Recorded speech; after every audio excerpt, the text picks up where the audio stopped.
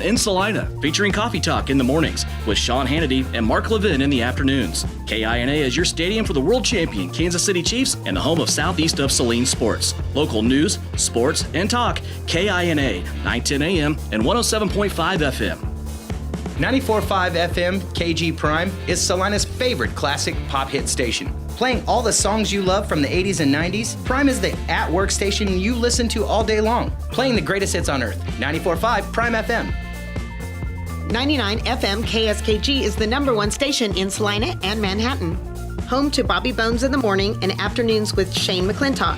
99 KG delivers the best of today's hot country with concerts, contests, and 40-minute music sweeps every hour. 99 KG is Central Kansas's home for new country.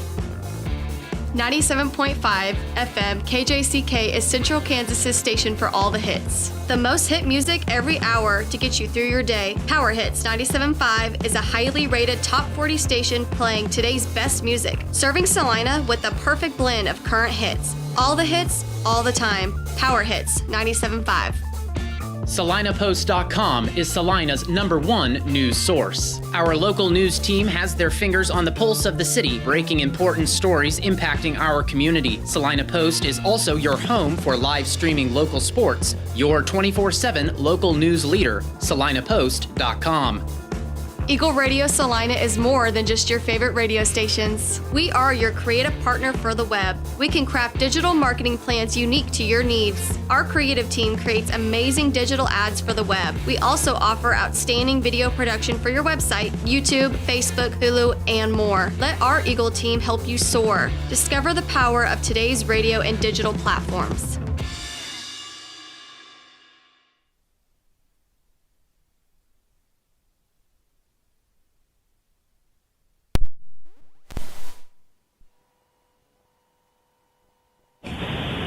I really feel like we need to get first downs on offense, keep the chains moving, keep moving the football. And then obviously this time of year when you have the opportunity to make a play, score a touchdown or whatever on offense, you need to do it. You need to get the ball in the end zone and put pressure on that other team. Defensively, we need to continue doing what we're doing. We need to continue playing physical. We need to continue playing fast, and we need to continue doing our job. If we do those things, I feel like our kids will do a good job with that. And then it's crazy, but special teams played a big role in that last game when we played them. That kickoff when we ended up with it was a big deal. We'd just gone up by a point at that point, and then we score pretty quick after that, and it's 14-6, and things are going our way then. So special teams have to be good. Mitch Gebhardt, head coach of the Southeast of Saline Trojans. His guys tonight playing the Beloit Trojans for the second time this season. Coach, best of luck. We'll talk to you at halftime. All right, Devin, thank you. That conversation with Mitch Gebhardt brought to you by Frisbee Construction. The coin toss, kickoff, and more right around the corner from the Equity Bank broadcast booth at Kansas Wesleyan. This is Trojan Football.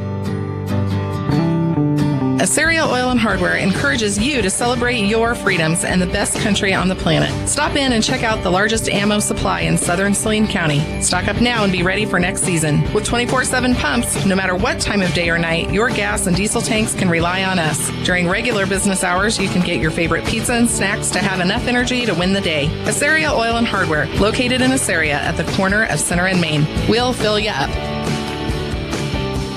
Hey Trojans fans, this is Angela Gebhardt, proud wife of Southeast Saline head coach Mitch Gebhardt. Just like the Trojans strive for excellence on the field, the Bank of Tesket goes the extra mile to offer top-notch checking accounts that fit your style. Whether you're managing your day-to-day expenses or planning for the future, our checking accounts are easy, convenient, and tailored for you. Plus, with your local roots and friendly service, we're here to support you every step of the way. Go Trojans! Bank of Tesket, member FDIC.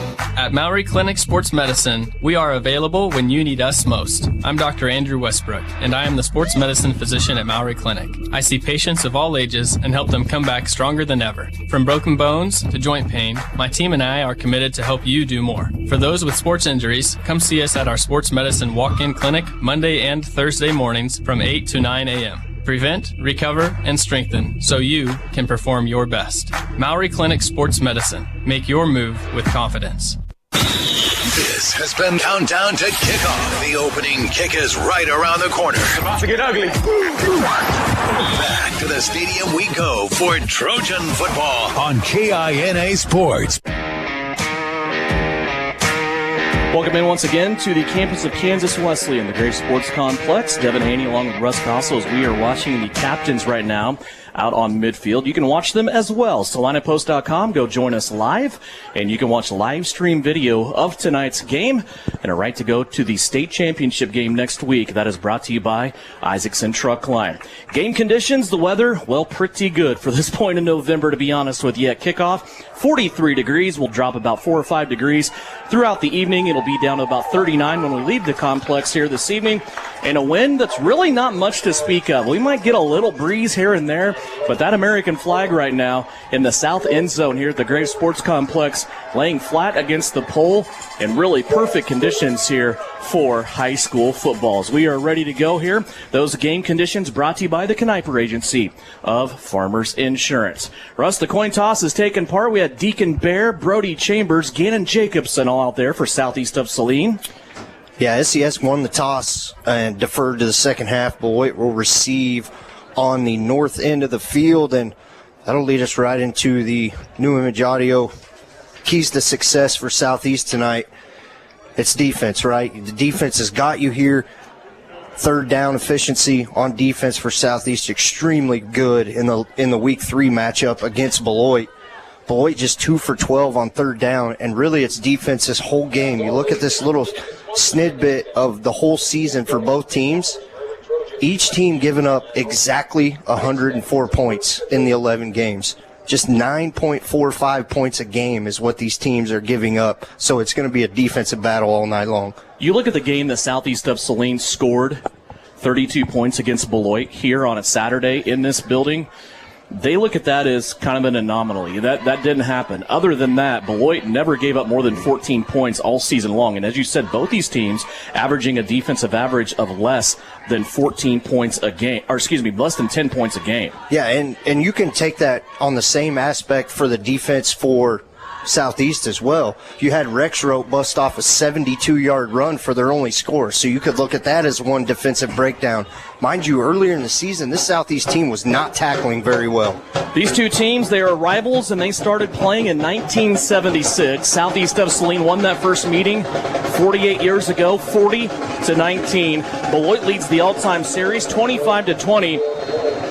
And when Coach Gebhardt took over the reins at Southeast of Saline, he lost his first 6. Since then, he is 9-1, including 7 in a row. Here is the kick, and we are underway. It's a sidewinding kick from Malachi Hopkins, and it's going to be taken by Beloit. They will return it to the 30-yard line. Let's go over your starters for Southeast of Saline's defense, brought to you by the American Family Insurance Agency of Jeff Wells. Up front, Bryson Lippold, Drew Weller, Deacon Bear, and Brody Chambers. Your linebackers are Marion Hollup, Killian Vaughn, Grady Gebhardt, and Kenyon Douglas.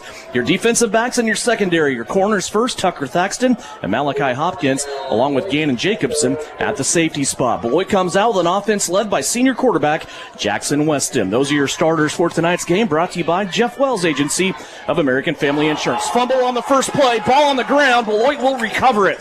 Boy, the Trojans just dodged a bullet there. Riley Hilt, the left tackle in there, recovered the fumble for Beloit as the Trojans put it on the ground. That was the recipe to success for the Trojans last week against Garden Plain, 19-0 over the Owls. Garden Plain put the football on the ground 8 times in that game. Yeah, and if you can get pressure in that snap, quarterback Jackson Weston, kind of fumbled it a little bit and then just tried to shove it into Rexroth, and it hit the ground. 2nd down and 13. Now after the fumble, Rexroth takes it off the left side. He will get nothing.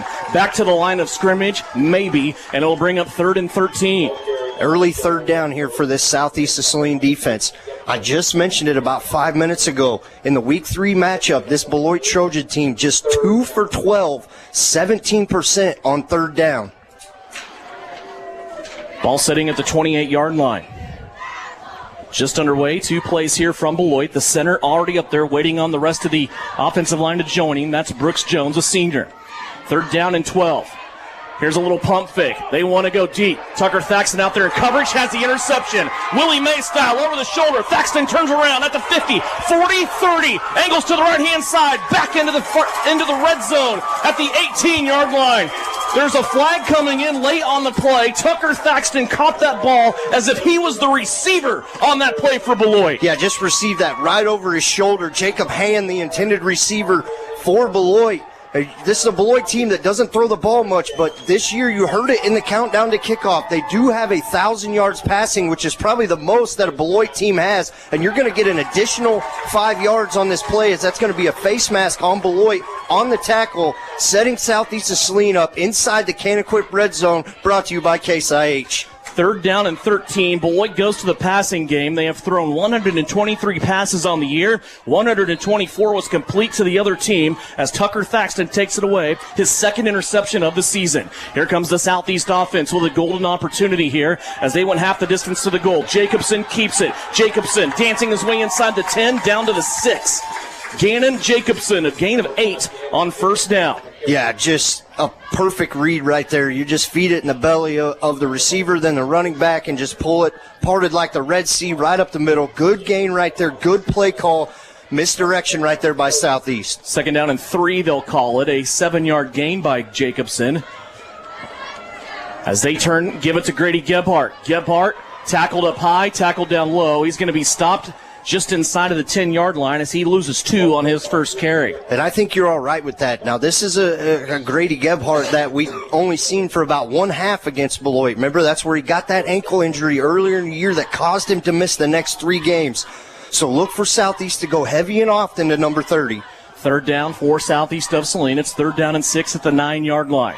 Here's the fake to Gebhardt. Jacobson fakes it again on the end around. Now Gannon dancing. 3 Trojans chasing him. He's going to unleash it to the end zone, and it's going to be incomplete in a safe spot, probably just out of the outreached area of Tucker Thaxton. Malachi Hopkins also in the area too, and a flag on the play. And I'm not sure what this flag's going to be, but I think if you get Tucker, if he continues to go towards that corner of the end zone, and it looks like they're talking to Coach Gober over there on the Beloit sideline, so it's probably going to be against Southeast, maybe a legal man downfield or a holding, something like that. So depending now, it's going to be a big call here if they take the penalty or decline it to bring up 4th down. It looks like they're going to decline it. Yeah, good call on that, Russ. Anytime you extend a pass play that long, you're going to put your lineman at risk of either being downfield or holding. So that will put Southeast now at a 4th down and 6. Only went for it on 1 4th down in week 3 against Beloit. Was 0 for 1. They can get a 1st down right here. Only need about 5 yards. Don't have to get a touchdown right here. 4th down and 6, they're calling it. 1st down sticks at the 5-yard line. Football sits just inside the 10. Jacobson rolling out to the left under pressure and leases it to the end zone, and it's going to be broken up, incomplete. A good stand by the Beloit defense as Alex Laughlin comes in, and he knocks that football away, and that's going to be a turnover on downs for Southeast of Saline. So a turnover on an interception by Beloit, then a turnover on downs for Southeast of Saline. Really, all we did right there was just give Beloit worse field position. Yeah, it goes right back into it once again. It's going to be a defensive battle. You see Southeast get the interception on 3rd down. They get 7 yards on 1st down and then lose 2 yards the rest of that drive. Pistol formation here. Jackson Weston with Joel Rexroth directly behind him. He breaks through the line of scrimmage, has his ankles grabbed by Marion Hollab, and probably a good thing. He may still be running as Hollab makes the shoestring tackle after a gain for Rexroth of 8 yards. And Beloit now looking at a 2nd down and 2. And this is an offensive line for Beloit who averages 242 pounds. You got 230, 280. Griffin Johnson, a 6'2", 280-pound freshman at right guard, and his brother at left guard that is 6'6", 240. 2nd down and 2. Football setting at the 17-yard line. Here's Rexroth again. He's going to be tackled from behind just as he approaches the 20-yard line. He will have a 1st down as Killian Vaughn comes in and makes the tackle. Move the chains for Beloit as the football now sitting at the 20-yard line. You give up a 1st down right there if you're Southeast, but a much better job of plugging the gaps and the linebackers coming forward to the line of scrimmage and meeting Rexroth at the 1st level. It's a different running game than what we've seen the last 2 weeks. Last week for Hoisington, it was fullback driven with Taryn Kraft. Most of that up the middle. The week before that with Norton, it was a triple option attack. This is more single back pro style attack, if you will.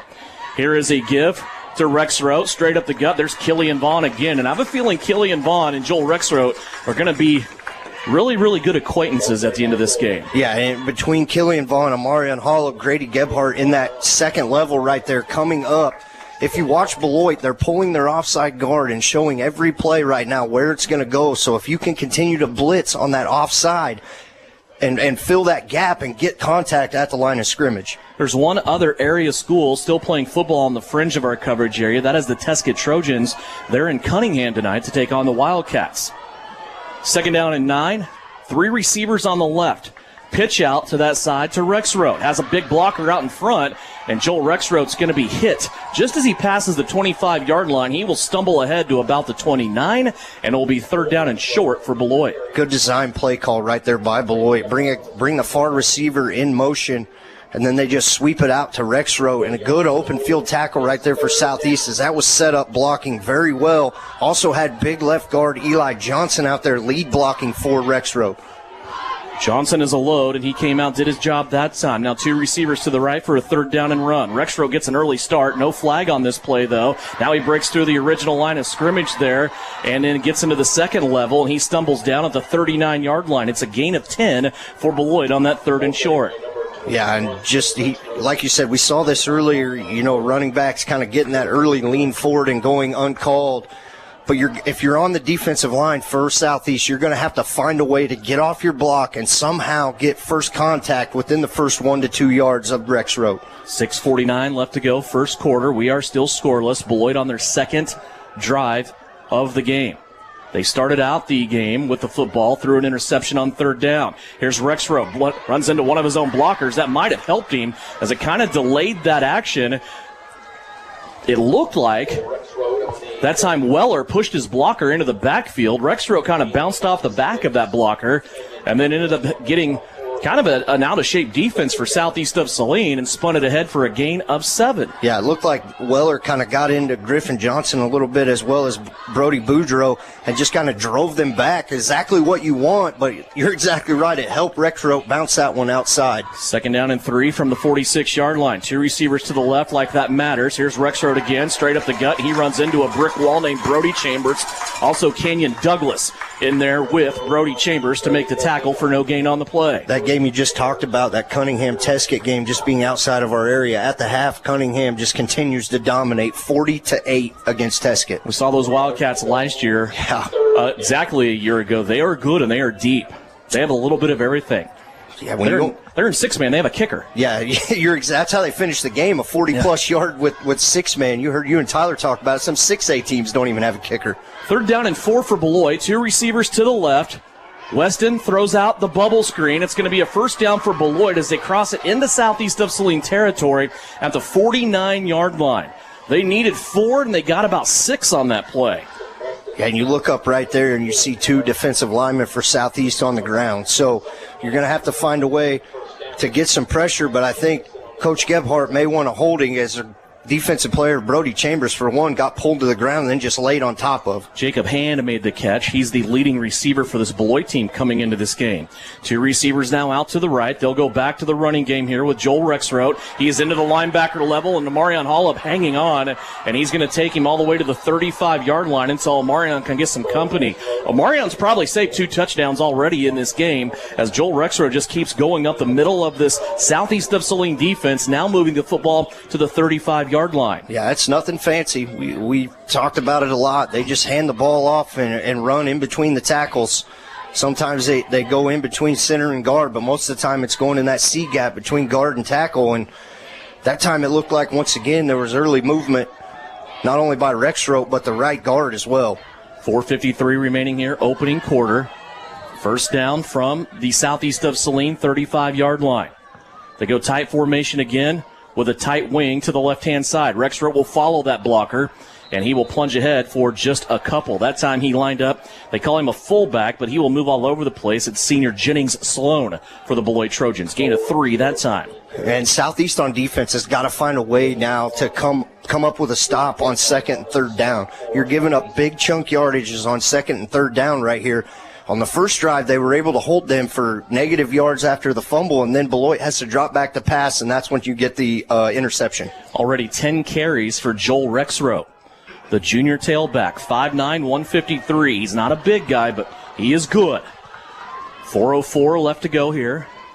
Passing formation here on second down. They leak it out to Jennings Sloan, and he's going to be close to another Beloit first down. Flirting with the 25-yard line. It will be a gain of 7 and just shy of that first down over on the Beloit sideline. Yeah, and Jackson Weston just getting the ball out quick.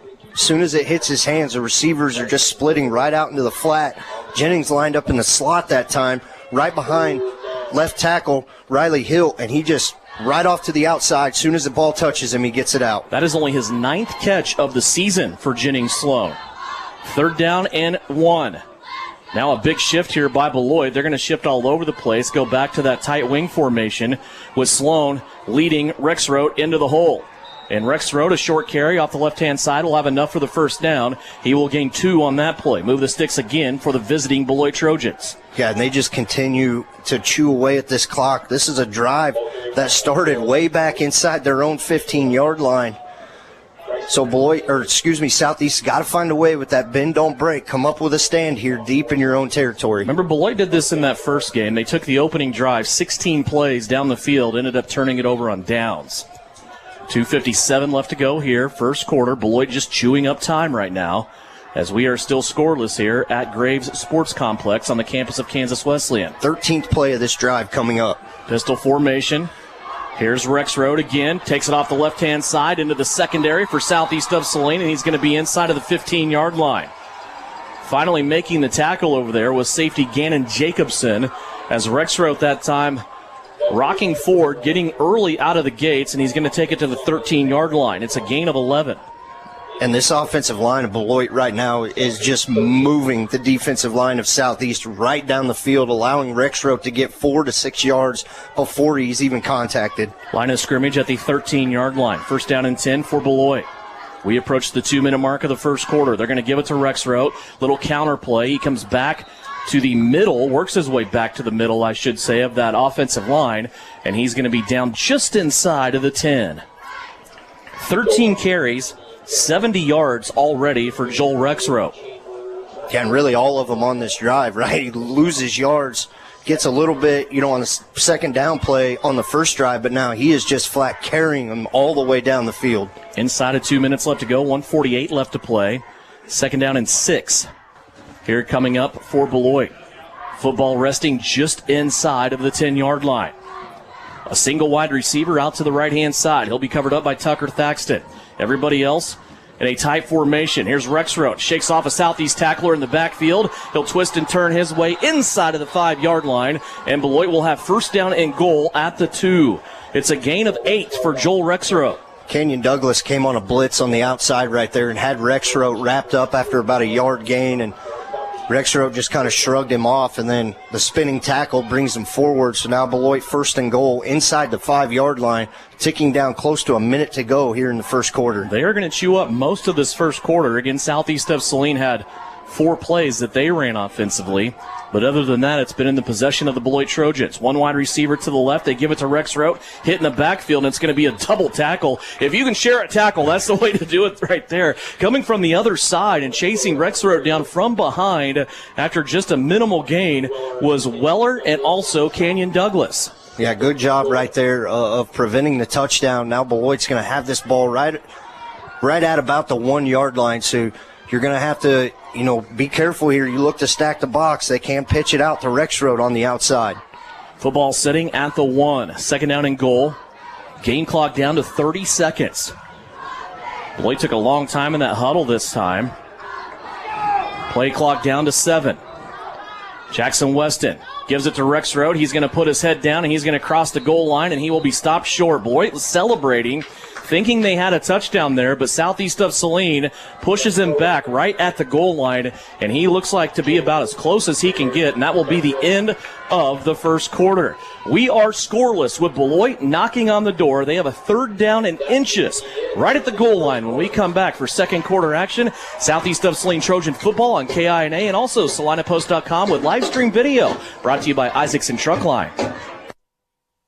Hey Trojans fans, this is Angela Gebhardt, proud wife of Southeast Saline head coach Mitch Gebhardt. Just like the Trojans strive for excellence on the field, the Bank of Tesket goes the extra mile to offer top-notch checking accounts that fit your style. Whether you're managing your day-to-day expenses or planning for the future, our checking accounts are easy, convenient, and tailored for you. Plus, with your local roots and friendly service, we're here to support you every step of the way. Go Trojans! Bank of Tesket, member FDIC. You're listening to Trojan Football on KINA Sports.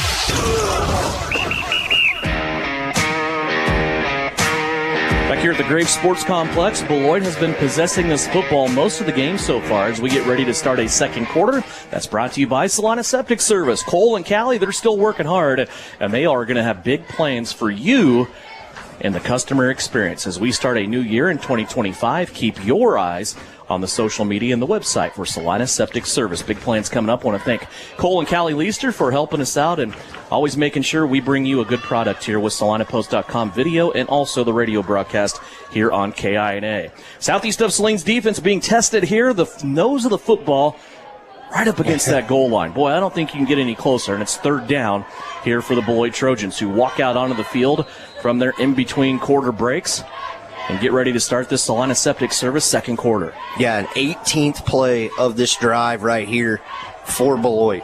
Rexroth is the lone setback, one wide receiver to the right. I don't think that's going to matter. They go to Rexroth straight up the gut, and he will score. Joel Rexroth into the end zone from 1 yard away. That's our first play of the second quarter.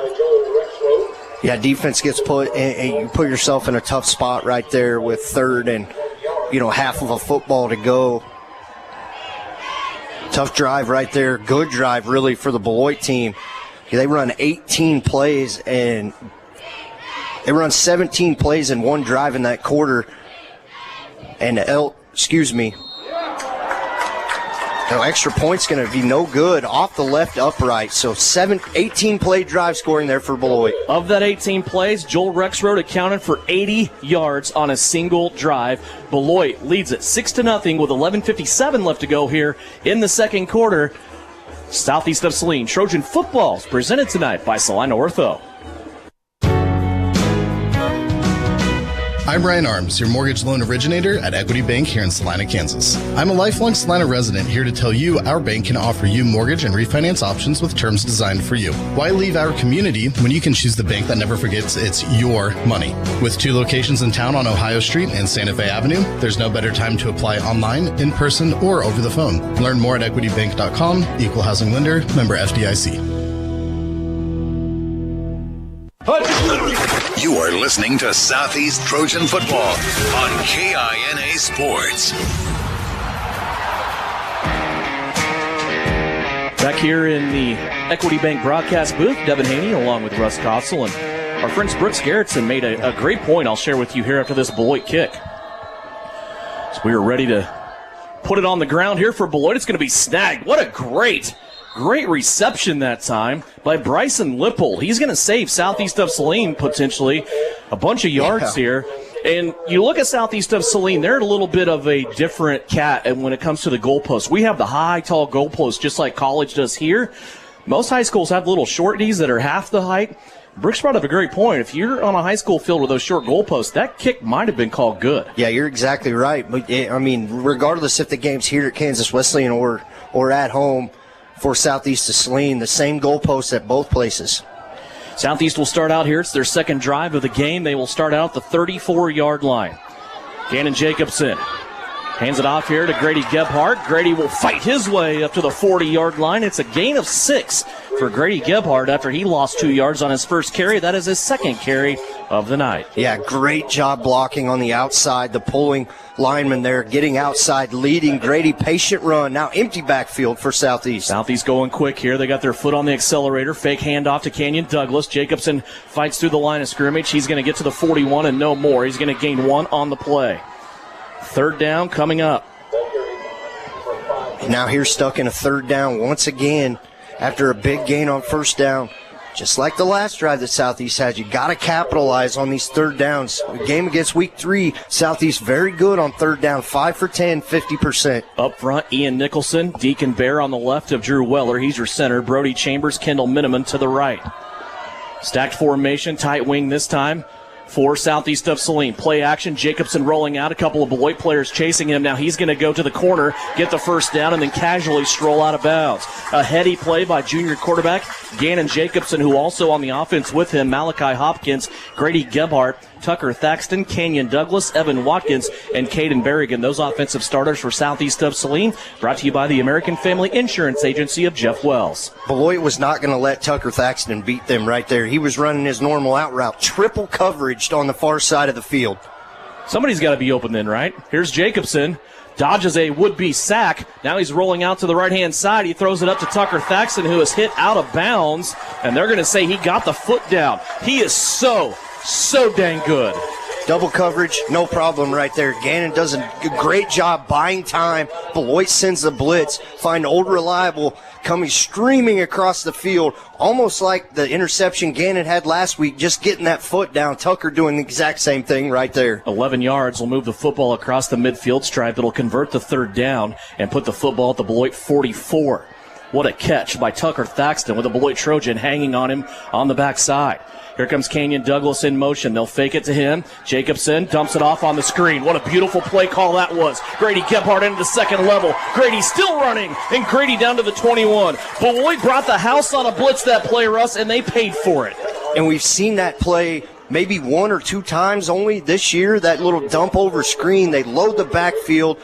They just let Beloit come through. They bring 7 through the gap, dump it to Grady Gebhardt. Big gain on first down. That's Grady's 14th catch of the year. Football now sitting at the 21 after that 23-yard gain.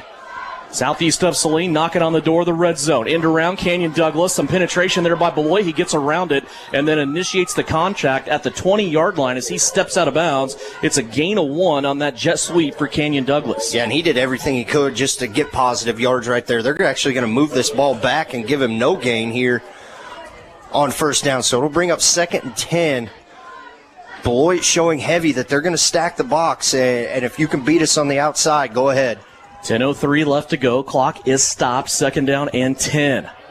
Thaxton in the slot. Kenyon Douglas out wide on the left-hand side. Caden Berrigan on the right.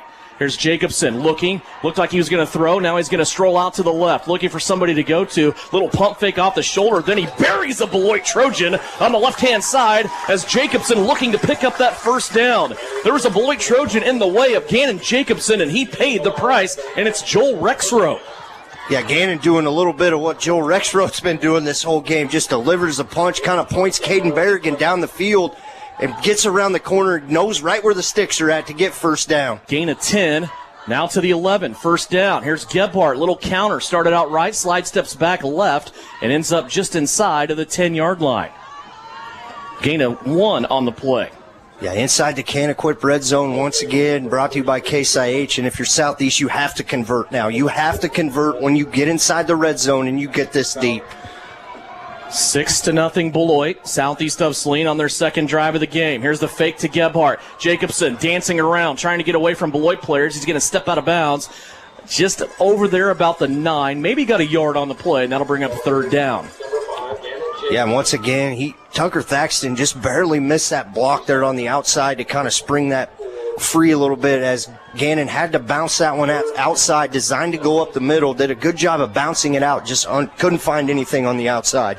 Football sitting just inside of the 10 at the 9-yard line. 9:22 left to go here, second quarter. Third down and 8 for Southeast of Saline. They have 2 receivers stacked on the right-hand side. Here's the snap back to Jacobson. Clean pocket so far. Dumps it off on a little lazy crosser. It's Evan Watkins, and Evan Watkins scores from 9 yards away. Evan Watkins came from across. I mentioned those 2 receivers that were stacked on the right. Evan Watkins was one of them. He just went up 3 yards, came across the field, and Gannon Jacobson just put a lollipop in the basket that time of Evan Watkins. For that play to develop, though, the offensive line has to create that pocket, right, for Gannon Jacobson, allowing him to step up and find Evan Watkins. That play takes a long time to develop. Evan Watkins had to run all the way from one side of the numbers to the other, and that caps off a 10-play drive for Southeast. Just his 14th catch of the season, but it's his third touchdown. Southeast going for 2. Here's Thaxton, gets bumped at the hip, and then he is wrecked as he tries to get in the end zone on the left-hand side, and we are tied. 9:14 left to go here in the second quarter. Southeast of Saline goes down the field on a 12-play drive, and they tie it up. 6-6 is our score. Southeast of Saline football is brought to you by Isaacson Truck Line.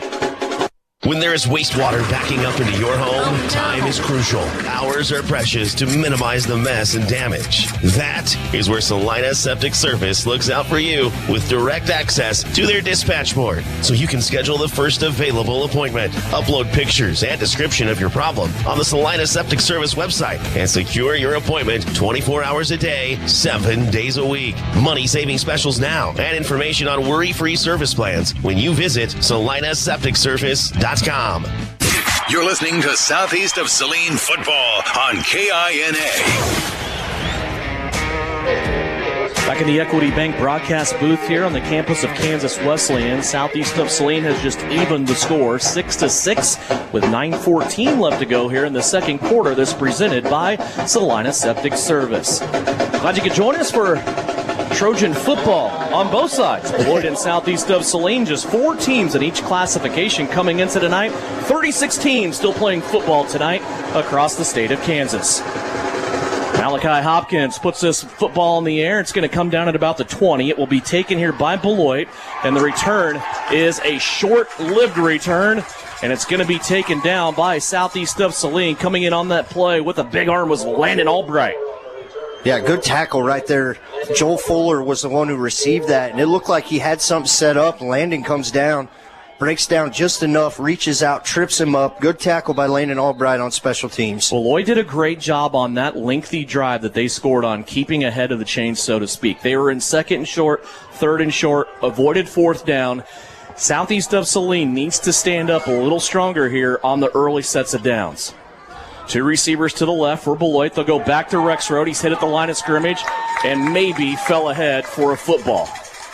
Maybe. Yeah, good job right there. Defense kind of just selling out. You know, right? Put 8 guys in the box. You know what they're going to do. They're going to hand it off to Rexroad. You just mentioned it on their last drive. He had 80 yards on one drive. So a good job right there on Southeast, winning on first down. Now you have to win on second down. Clock continues to roll down here. 8:40 left to go as Beloit has the football for the third time here in this half. They threw an interception on their first possession, scored a touchdown on their second possession. 2 wide receivers out to the left-hand side. Jackson Weston wants to throw it. Has a receiver out here. It's a bubble screen at the 30, and he's going to get maybe 4 out of the play. Arriving that time in really good fashion was Kenyon Douglas. Tucker Thaxton was also there, but he took the other receiver. Gannon Jacobson was in Douglas's sidecar that time. Yeah, Kenyon doing a good job reading that, getting off the block and getting up there to make that tackle. Kenyon coming in, leading tackler on this team, only had 2 tackles against Beloit in week 3. 4-yard gain to Joel Fuller that time. Puts the football at the 34-yard line. 3rd down and 6 for Beloit. Beloit has a receiver after every down. It's Cale Leonard's going over to the coaching staff, getting a play, and then bringing that in. You can tell they're not in any hurry to get plays off here. Play clock already down inside 5.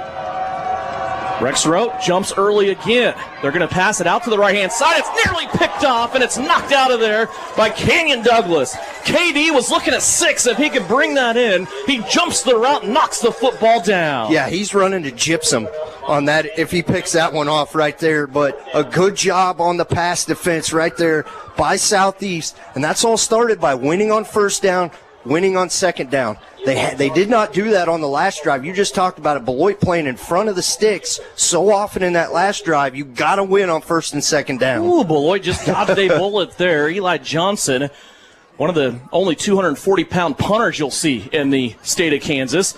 Little token heat there by Kenyon Douglas. Johnson's going to have this ball bounce at the 32 and then take a little bit of a Trojan bounce. That football that time wearing black and orange for that Trojan team, and it's going to die down at the 27-yard line. So Southeast of Saline's defense does its job. They force Beloit to a 3-and-out. Yeah, now you're even, right?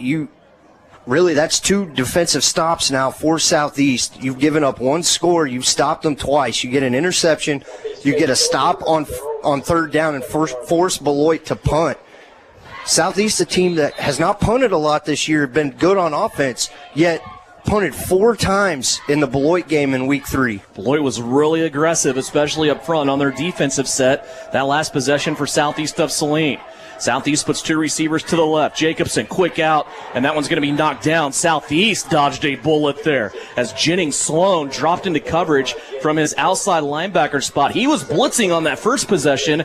That time he dropped off into coverage as Jacobson was looking to the outside to Caden Berrigan. Yeah, and I like that play call right there because Ashton Bletcher is giving Caden Berrigan about 7 yards, and you look it up now they're switching sides. They're bringing a different defender over on Caden Berrigan. Alex Laughlin over here on coverage now. Thaxton goes in motion. Ball's dropped by Jacobson. He picks it up on the run. Now he turns his head downfield looking for somewhere to go, and he's going to take a loss. He's popped out of bounds at the 17-yard line as Jacobson looking for somewhere to go on that play, and he takes a huge loss. They're going to lose 10 yards on this play. Yeah, I don't know if that really wasn't a bad snap. Maybe Gannon just looking, and you would like to see maybe Gannon throw that thing up into the 3rd row of the bleachers here and just let it go, then try not to make a play when you're already 15 yards behind the line. 3rd down and 20, back at the 17. Jacobson with an empty backfield. Rare's back. He's going to go down the middle. Tucker Thaxton's there, and he has the catch. He is close to a 1st down. He'll be about 2 yards shy. It'll be 4th and 2 coming up, and that thing out of Jacobson was a frozen rope. Yeah, they're giving him a great spot on this. It might be a 1st down. This is across the 37-yard line here, and they're going to give him a 1st down. Call it 20 yards. What a great spot and a great job. Even more important, Devin, Tucker Thaxton knows he's going to take a shot running that route across the middle, and he did exactly what he needed to do, catch the ball, hold on to it, know you're going to take a big hit, but what a job again by the offensive line, giving Gannon plenty of time for that play to develop. Tucker on a crosser that time made a heck of a catch, as he usually does. They're going to fake it on the end around this time to Thaxton. Now they screen it out to him, and there once again is one of those wall guys for Beloit. The 6'6" Eli Johnson jumps up and just swats that one out of the air for Beloit. Yeah, and that's 2 batted down passes now that were set up to go for big plays. They ran the wheel route, 2 wheel routes on the outside, cleared out, had a lead blocker over there for Tucker Thaxton. And if he can get that, put that in your memory bank, right? If you're Gannon Jacobson, you know you're going to have to get it up over the top. You got plenty of time. You saw the field was wide open over there. 2nd down and 10 after that incomplete pass. Gebhardt tries to sweep it out left-hand side, and now he is going to be brought down. Riker Clark, the leading tackler on this team, probably somebody that you would think is in witness protection if you're not a Beloit fan, because you just don't talk about him a lot. But Riker Clark, the senior at middle linebacker, is this defense's leading tackler, and he arrested Gebhardt that time for a huge loss as Southeast of Saline loses 6 on the play. Yeah, Beloit sent the house once again. That play designed to go to the outside. It never even had a chance. Now Southeast going to put 4 receivers on the near side of the field. Back to the 31 goes Southeast of Saline. Loading up on the right-hand side. Over the middle of the field, there's Grady Gebhardt. Makes a jump cut for the 1st down and moves the ball into Beloit territory just inside of the 50. What a play. A 20-yard gain once again as Southeast of Saline in desperate times making big chunk plays. Yeah, and it's the offensive line once again. When Gannon needs time to throw and needs a pocket, they create one. He's able to step up and find whatever receiver he needs in the area. Pistol formation, fake pitch out left-hand side to Gebhardt. Here's Evan Watkins again. Watkins gets raked across the face mask and then carries the Beloit Trojan to the 40-yard line. Evan Watkins that time, all the way down to the 40 on a gain of 10. It's another good catch as Gannon Jacobson continues to win in the backfield as he's dodging bullets. And now Beloit comes across the line of scrimmage. They went 4 wide receivers again as they start to put Gannon Jacobson out there, Grady Gebhardt out there on the left-hand side. Beloit came across the blitz that time on the left-hand side, but on their left-hand side, but Southeast just standing. Yeah, just go quick, but then slow it down and get them to jump just like that. to the 35. Jacobson unloads one, and it hits Berrigan in the hands. That was a tough catch, though. I get it for Caden Berrigan. He kind of cut in that time and came out to the left. Rush, you played wide receiver. You know how tough of a catch that is, and he just couldn't reel it in. That ball was humming. Yeah, and you know that ball is going to, when you turn around and have your arms out, that ball is probably a half a second away from being there. Gannon doing exactly what he needed to do. Get that ball out quick, avoid that outside blitzer, and Berrigan just unable to get his head around fast enough to focus that one in. Again, 4 wide receivers. Look at Gebhardt all the way over on the sideline over on the left-hand side. It's not going to matter, though, as Beloit will send to this one for a loss of 5. These screen passes for Southeast of Saline are having minimal effect right now on this Beloit defense as they are swallowing them up. Sideline to sideline, Tucker Thaxton that time will take a 5-yard loss. Yeah, as soon as he caught it, it looked like maybe Malachi Hopkins over there just missed the block just enough, didn't chip enough of the defender, and he read it perfectly and came up and got Tucker Thaxton. And that's the thing, right? Everybody has to get 100% block. And if there's one person that only gets a partial block, you're going to pay the price. Yeah, now I think you're going to get a false start on Southeast of Saline, which not very many flags here in this first half, but we've seen plenty of early movement. And Coach Gober over there on the far side has been wearing that official's ear out trying to get that false start. I mean, why not? If you're Southeast, you've already converted a 3rd and 20. You've already picked up a 3rd and 17 on this drive alone. When I say you got to be good on 3rd downs, I don't really want you to be good on 3rd and plus the sticks. From the 45, Southeast in Beloit territory, but they've gone backwards here. It's 3rd and 15. Jacobson is going to run it up the middle. Now he's going to throw at the last minute. Caden Berrigan has it. Berrigan at the 10, at the 5, rolls over a Beloit player into the end zone. Caden Berrigan on a rope from Gannon Jacobson, who looked like he was going to take off and run. At the last minute, Jacobson unleashes the cannon, and he finds KB for a touchdown, 45 yards. Yeah, and he was real close to passing the line of scrimmage, but still was plenty behind it. Beloit losing their mind, but what a rebound catch for Caden Berrigan. Good to see that young man drop a wide open one, and then he converts on that one, holds on to the ball, outruns just enough, rolls over the top of a Trojan into the end zone. What a play by Gannon Jacobson. What a play by Caden Berrigan as well as those two hook up. Here's the 2-point conversion attempt. Jacobson taking the temperature here. Now he's going to match the accelerator and race to the pylon. He will win. 4:07 left to go here in the second quarter. Southeast of Saline goes ahead. They now lead by 8. 14-6 is our score as you listen to Trojan football here on KINA.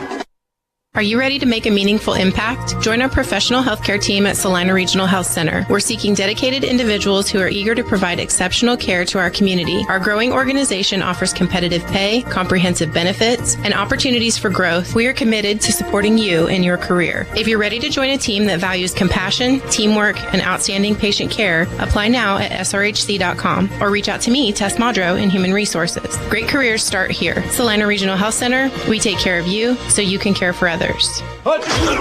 You are listening to Southeast Trojan football on KINA Sports. On that drive alone for Southeast of Saline, the Trojans converted a 3rd and 20, a 3rd and 17, and the scoring play was a 3rd and 15.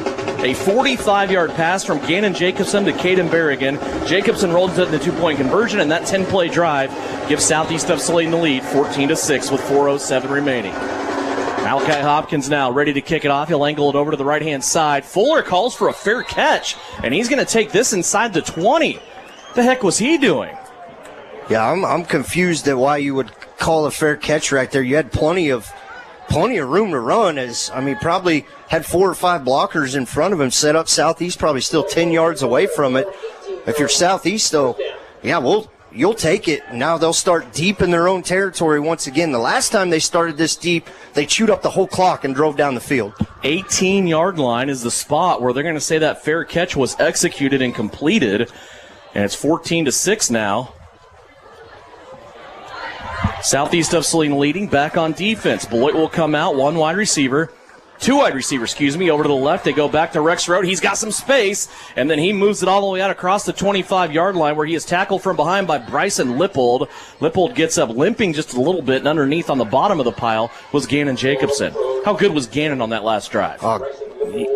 You just perfect. I mean, you can't hide anything from it, but he's got to go and tap the line, all 5 of those guys that are blocking for him up front, allowing him that time for those plays to develop on third down. 8 completions so far for Gannon Jacobson. Here's Rexroad again, a little counter step back to the middle, and he's going to take it out to the 35-yard line. Boy, he has some space inside there to work. Yeah, and he's getting 4 to 5 yards every time before he has contact made, getting deep past the line of scrimmage. If you're Southeast, that last drive you won by plugging those gaps up front in between the tackles, and you're going to have to continue to do that here. Out to the 36-yard line. Last 2 carries have totaled 18 yards for Joel Rexroad. He's going to stretch it out now, right-hand side. Killian Vaughn will get him from behind. Grady Gebhardt will throw him down from behind. Out to the 41 on a gain of 5. Russ is going to make his way down to the Salina Ortho sidelines and have a conversation with head coach Mitch Gebhardt at the half, as Joel Rexroad already goes over 100 yards unofficially here in this first half. He has 20 carries already. 2:39 left to go. Beloit has it at the 41-yard line. 2 wide receivers to the left. Jackson Weston takes the ball, goes back to Joel Rexroad. He's going to cross the 45, and he's near the sticks. And they are rolling. Wow. Looked like Beloit was a yard short that time, but on the ground, Rexroad kept rolling forward, and they're going to give him a first down. That's a weird play. I'm going to say it's a gain of 6. That was a weird play. First down here. Beloit wants to throw. They throw it up, and it's going to be picked off. Gannon Jacobson. Oh, they're going to call it incomplete. They're going to call that ball incomplete. Gannon Jacobson was covering the receiver on the inside, came back to the football. Not a lot of reaction that time out of Gannon, Russ, as that happened right in front of you. Yeah, he just barely missed it. The nose of that ball, if he's able to get both hands underneath of it, I think he secures it, but that ball clearly hitting the ground on that play. And Beloit, really, to get away from the run, they have to be concerned about time right now, right? 2:10 left to go.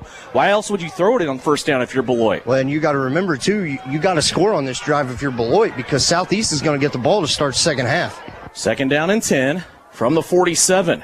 Jackson Weston goes back to Joel Rexroad. Off the right-hand side, Grady Gebhardt's going to tackle him, but it's after a gain of 10 and a Beloit first down. They're going to give him 12 on this play.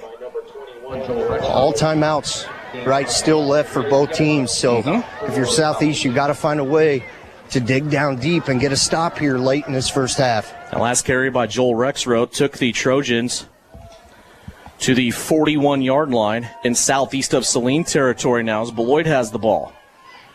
Here's the play-action fake. Weston rolls out. He's going to throw it. It's going to be a light-up play by Gannon Jacobson. Number 5 meet number 5 that time as Jennings Sloan brought it in. Jacobson there to light him up for a loss of 2. Yeah, and Gannon reads that perfectly. He's about a half second late from probably catching that ball and stepping in front. Interesting here, Beloit choosing not to use a timeout. That play by Gannon Jacobson pushed Beloit back to the 43-yard line. They lost 2 on the play. 78 seconds left to go. Back to Joel Rexroad. This one's going to be whistled dead. Here at the line of scrimmage, they're going to say procedure against the Beloit Trojans, so that will cost the visitors from Beloit 5 yards. Yeah, and I think it was a wide receiver over here on the near side. Never really got set, was still asking the official, and Weston never looked over to make sure his receiver was set. So that'll push Beloit back here down 3rd and 17 now at the 48-yard line. As you touched on, Beloit has all their timeouts remaining. So does southeast of Saline, as the football now back at midfield on that Coyote logo at the 48-yard line. Clock continues to run. Now hits 1 minute left to go here in this second quarter.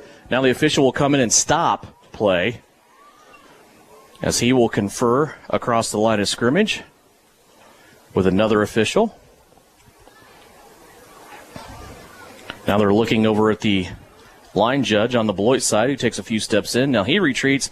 Now everybody goes back to their original spots. 58 seconds left to go. Clock now wound, and it is rolling. 2 wide receivers on the right-hand side. Play action. Jackson Weston rolls out that side. He's going to put it up in the air. It's going to be a jump ball, and it's going to be caught by Beloit. Tucker Thaxton was there, looked like he was trying to make an interception, and then Cale Leonards comes in and makes the catch for Beloit at the 15-yard line. A gain of 33 on the play. I don't think Tucker Thaxton knew the receiver was there. He was coming from the far side, and Tucker's just sitting out there all by himself and just had no idea the receiver was there. So Beloit has it at the 15, first down. They go back to Joel Rexroad. He gets into the linebacker level and then tumbles down inside of the 10 to the 9. That will be a gain of 6 and a timeout from Beloit with 30 seconds left to go here in the first half. We will step away. When we come back, we'll close out the first half for you. Southeast of Saline leads at 14-6. Beloit's in the red zone. When we come back, it's Trojan football from the Equity Bank broadcast booth, brought to you by Isaacson Truck Line. Assyria Oil and Hardware encourages you to celebrate your freedoms and the best country on the planet. Stop in and check out the largest ammo supply in southern Saline County. Stock up now and be ready for next season. With 24/7 pumps, no matter what time of day or night, your gas and diesel tanks can rely on us. During regular business hours, you can get your favorite pizza and snacks to have enough energy to win the day. Assyria Oil and Hardware, located in Assyria at the corner of Center and Main. We'll fill you up. You're listening to Trojan Football on KINA Sports.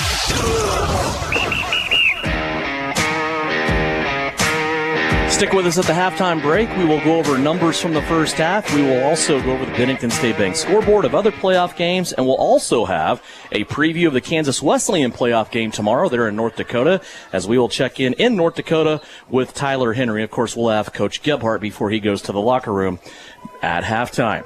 30 seconds left to go. 2 timeouts for Beloit. Knocking on the door here at the 10-yard line, where it's 2nd down and 5. Pitch out right-hand side. Joel Rexroad. Southeast of Saline strings him out. Amarion Hollub comes in and finishes off the tackle down low for Southeast of Saline. Once again, it's Killian Vaughn, and another timeout here, Russ, by Beloit. Yeah, good job that time by Southeast trying to string that play out. And, you know, right here, Devin, this is a big stand for Southeast of Saline. So you go back to the missed extra point. Southeast doesn't kick, so now you're 14. So even if Beloit scores here and doesn't choose to chase the points, which I can't imagine they would, I mean, maybe they will, Devin. You know, points are hard to come by for these two offenses. Southeast of Saline's Booster Club helps bring you live coverage to showcase exceptional student activities and build that purple power. It is always a great day to be a Trojan. Also want to thank Sage Products. Whether we're on campus at Southeast of Saline and able to play on our home field, or if we come into the friendly confines of Kansas Wesleyan, you can see Sage Products. From ceiling to floor, from wall to wall, products that you can buy for your office or home. Just go to sageselects.com. I'm going to touch on the crowd here for a minute, Devin. Come down on the field. There is not an empty seat on the Beloit side or on the Southeast side. 3rd and a football, as the football's sitting just outside of the 5-yard line. Beloit needs to get it inside of the 5 to keep this drive alive here in a new set of downs. They go to Joel Rexroad. He will get inside the 5, but then he's tackled by Deacon Bear. Beloit celebrating the first down, but time now more of an issue. Clock down to 15 seconds. As Brody Chambers and Deacon Bear helped make that tackle, it's a first down at the 4-yard line, where it'll be first down and goal from the 4, and Beloit has 1 timeout remaining. No, they just used it. Okay, right sorry. there. Yep, you're right. 3 in a row. So now, really, you get a stop here on first down, and, you know, it takes about 6 to 7 seconds for a play to get off. You got to unpile the bodies. You got to get everybody back on the line of scrimmage. So if you're Beloit, you probably have 2 plays called right here, right? You got to call 2 plays, so if you don't get in on the first one, you can get right up and run a second one. Yeah, time is more of an issue if you're Beloit than down in distance at this point. You are setting first and goal at the 4. And remember when they were on the other end, when they were trying to score in the first quarter there, it took them all the way down, probably ran, 7 plays inside of the 10? Yeah, every bit of it right there.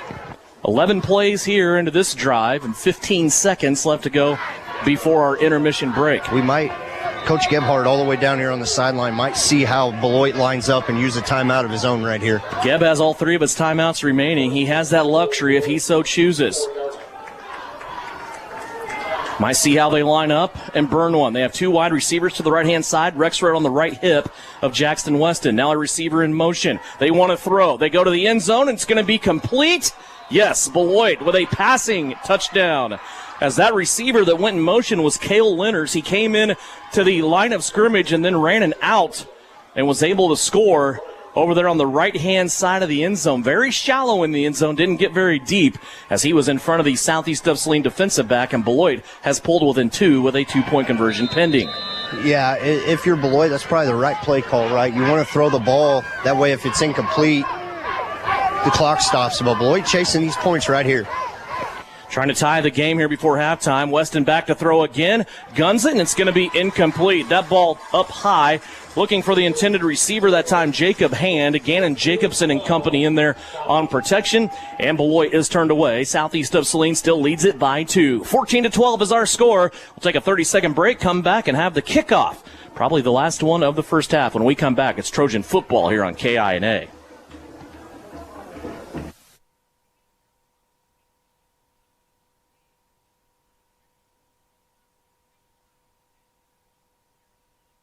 In the trenches and on the ground, that's where the game is won. Isaacson Truck Line is a proud supporter of the Southeast of Saline Trojans. For local and long-haul service of freight and livestock, call Isaacson Truck Line, reminding you to have a safe Friday night on the roads. Wreak havoc, Trojans. The Appliance Center. It's where you go to shop for washers, dryers, kitchen appliances, furniture, pellet grills, TVs, and so much more. If you are looking for a local, family-owned business, visit the Appliance Center. We're in the big red and white building on South Broadway in Salina. Come experience the Appliance Center difference. You're listening to Trojan Football. Cale Lenners had 2 big catches on that drive for Beloit. He had the 33-yarder that got him down the field and kept that drive alive, and then had the touchdown catch as well. They're going to pitch it back. Evan Watkins to Kenyon Douglas, wanting to get that wall set up. Kenyon Douglas comes out to the 40 and then is escorted out of bounds just short of the 45-yard line with 2 seconds left to go. Now if you're Southeast of Saline, you decide what you want to do here. Do you put it in the hands of Gannon Jacobson, or do you take a knee and take a 2-point lead to the locker room? I mean, you get the ball and start second half. Take a shot, right? I mean, they're probably going to spread them out, obviously, and we'll see where Grady Gebhardt lines up if they're going to intend to throw the ball here, and I think that's exactly what they're going to do. Southeast of Saline with that 4-receiver set. They're all loaded up on the long side of the field on the left. Jacobson back to throw. He dumps it off in the middle to Gebhardt. Gebhardt has some space. Look out, 40. Now he cuts back middle of the field, and he's going to be arrested there at the 37-yard line. Boy, they gave it a shot, didn't they? In Southeast of Saline, Gannon Jacobson took a shot on that play. They'll have to check on him and make sure he's feeling okay here at the break. But we are at halftime on the Knopf Auto and Truck Accessories halftime report. Awaiting the report from the Salina Ortho sidelines with Russ Kossel and Mitch Gebhardt as Coach Gebhardt puts his headset away. That way he can find it when they come out and start the second half, right? Let's go down on the field. Russ Kossel's waiting on Coach with a 14-12 lead as we hit the intermission break. Coach, 14-12, your offense after that first drive really starts clicking. Yeah, it did. I we should have done better there on that first drive to get that, punch that in. We had a gift there, and we didn't take advantage of it, and it always comes back a little bit. You know, the score would be a lot different if we punched that baby in. Yeah, defense doing a pretty good job, but you give up. You know, Rexroth has 80 yards on that second drive of the game. What do you got to do differently to try to find a way to stop it? We got to be lower up front. I mean, I think that's a big deal. We got a little high there a couple different times on those longer runs, and once he gets his legs moving, he's hard to tackle. I mean, he's an awful good back, obviously. All right, Coach, good luck second half. All right, thank you. Devin. Halftime is here. 14-12 is our score. Southeast of Saline leading over the Beloit Trojans by 2 here at the Knopf Auto and Truck Accessories halftime report. When we come back, we'll have a report from North Dakota with Tyler Henry. He is on the road with the Kansas Wesleyan football team. They will start their playoffs tomorrow. We'll also check scores on the Bennington State Bank scoreboard and go over first half stats presented by the Bank at Tesket. Halftime is here. 14-12, Southeast of Saline leading Beloit here on KINA. Knopf Auto and Truck Accessories. Everything to bling out your ride in one place, including top quality lift kits, wheels and tires, bumpers, Jeep accessories, fender flares, bed covers, bed liners, step bars, even custom painting. Knopf Auto is the and soil dealer and has many synthetics and filters in stock. Visit Knopf Auto on Facebook for specials, great ideas, and let them make your truck stick out in a crowd. Knopf Auto and Truck Accessories, supporting the Southeast of Saline Trojans. Hey, Hey, Trojans fans, this is Angela Gephardt, proud wife of Southeast Saline head coach Mitch Gephardt. Just like the Trojans strive for excellence on the field, the Bank of Tesket goes the extra mile to offer top-notch checking accounts that fit your style. Whether you're managing your day-to-day expenses or planning for the future, our checking accounts are easy, convenient, and tailored for you. Plus, with your local roots and friendly service, we're here to support you every step of the way. Go Trojans! Bank of Tesket, member FDIC.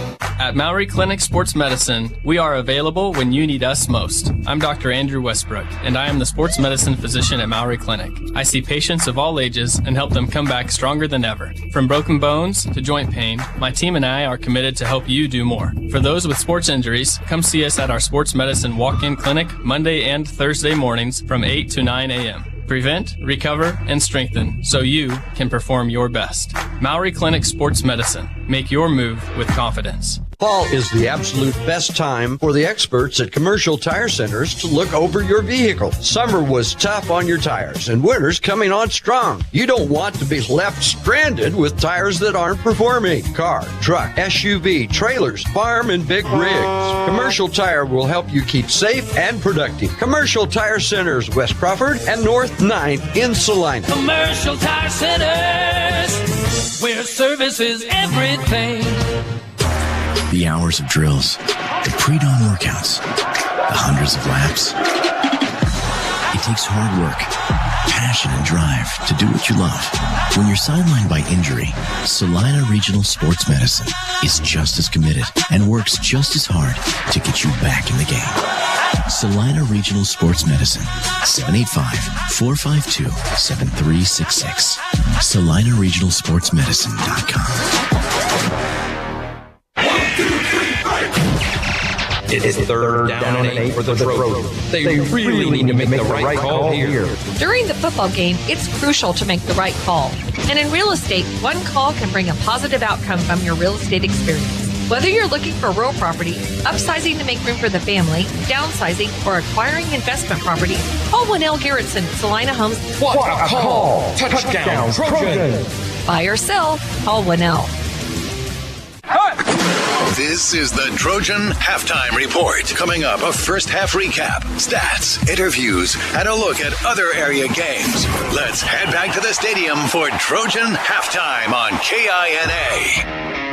Hey everybody, welcome in here on the Knopf Auto and Truck Accessories Halftime Report. It's Tyler Henry, the voice of Kansas Wesleyan, coming to you from the campus of Dickinson State University up in North Dakota to tell you a little bit more about a big game taking place this Saturday that you will have an opportunity to tune in for right here on KINA. It features Kansas Wesleyan University's Coyotes, who have done something really special here. They rolled through after a slow 2-4 start. It did not look good to begin the season, but K-Dub rebounded well. They won their last 5 games of the season, and they have put themselves in a position now to be one of the last 20 teams in the NAIA nationally, still competing for a national football title as the NAIA playoffs get started here this week. The road has not been easy for Kansas Wesleyan, and it will not get any easier as the 7-4 Coyotes roll in to take on 15th ranked nationally Dickinson State. They come in under Pete Stanton in year 15 as head coach with a 153-35 record, and they are 9-1 this year, hosting this game in what should be very, very cold conditions. I believe a kickoff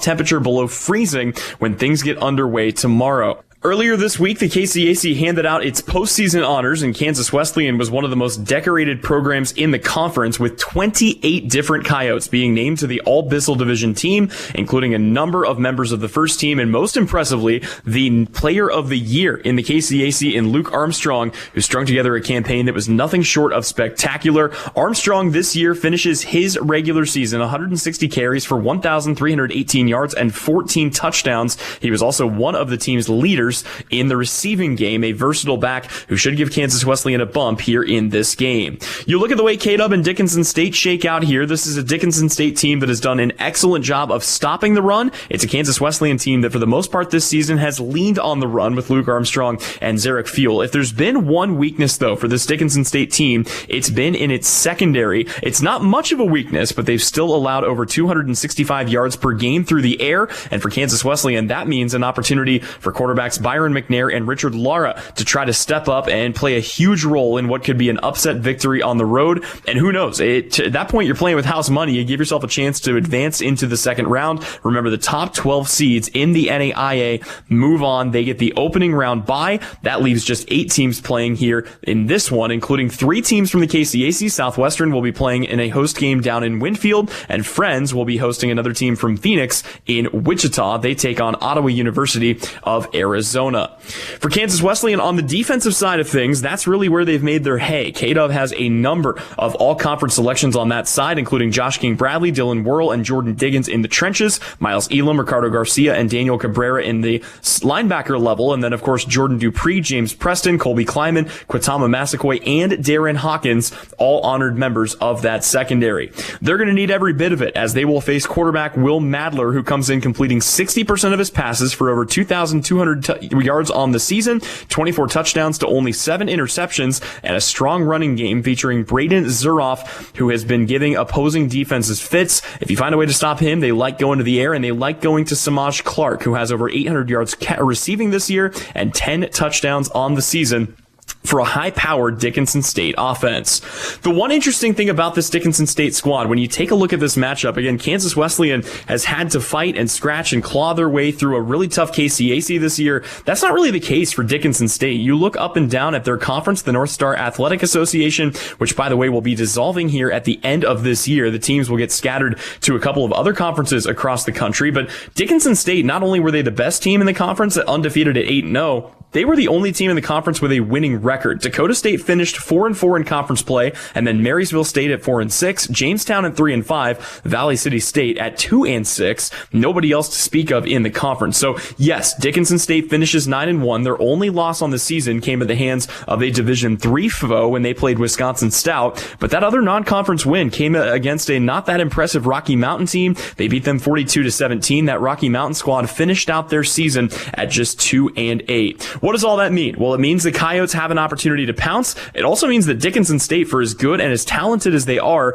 will be facing off against a unique challenge. Kansas Wesleyan, far and away the best team that they have seen, and it should make for a really fun contest when this ball goes in the air on Saturday. Again, you can catch that game right here on KINA for Kansas Wesleyan. It will be a 2 o'clock Central kickoff. We'll be playing this game in Mountain Time, but for your purposes, the kickoff is at 2 o'clock. Our Catalog Countdown and Kickoff show begins promptly at 1 p.m. That game can be heard right here on KINA. Also, don't forget, Kansas Wesleyan's basketball teams will also be in action. They take on the Eagles of Oklahoma Wesleyan University, one of the top teams in their KCAC conference. Those games will have a pregame starting at 1:30. The women's game starts at 2 o'clock. The men's game to follow at 4. Devin Haney will be on the call for those games on 94.5 Prime FM. Speaking of Devin Haney, we'll get you back out to Devin and Russ for more halftime action. It's Kansas Wesleyan and Beloit in the state semifinal at the 2A level. That's next here on KINA.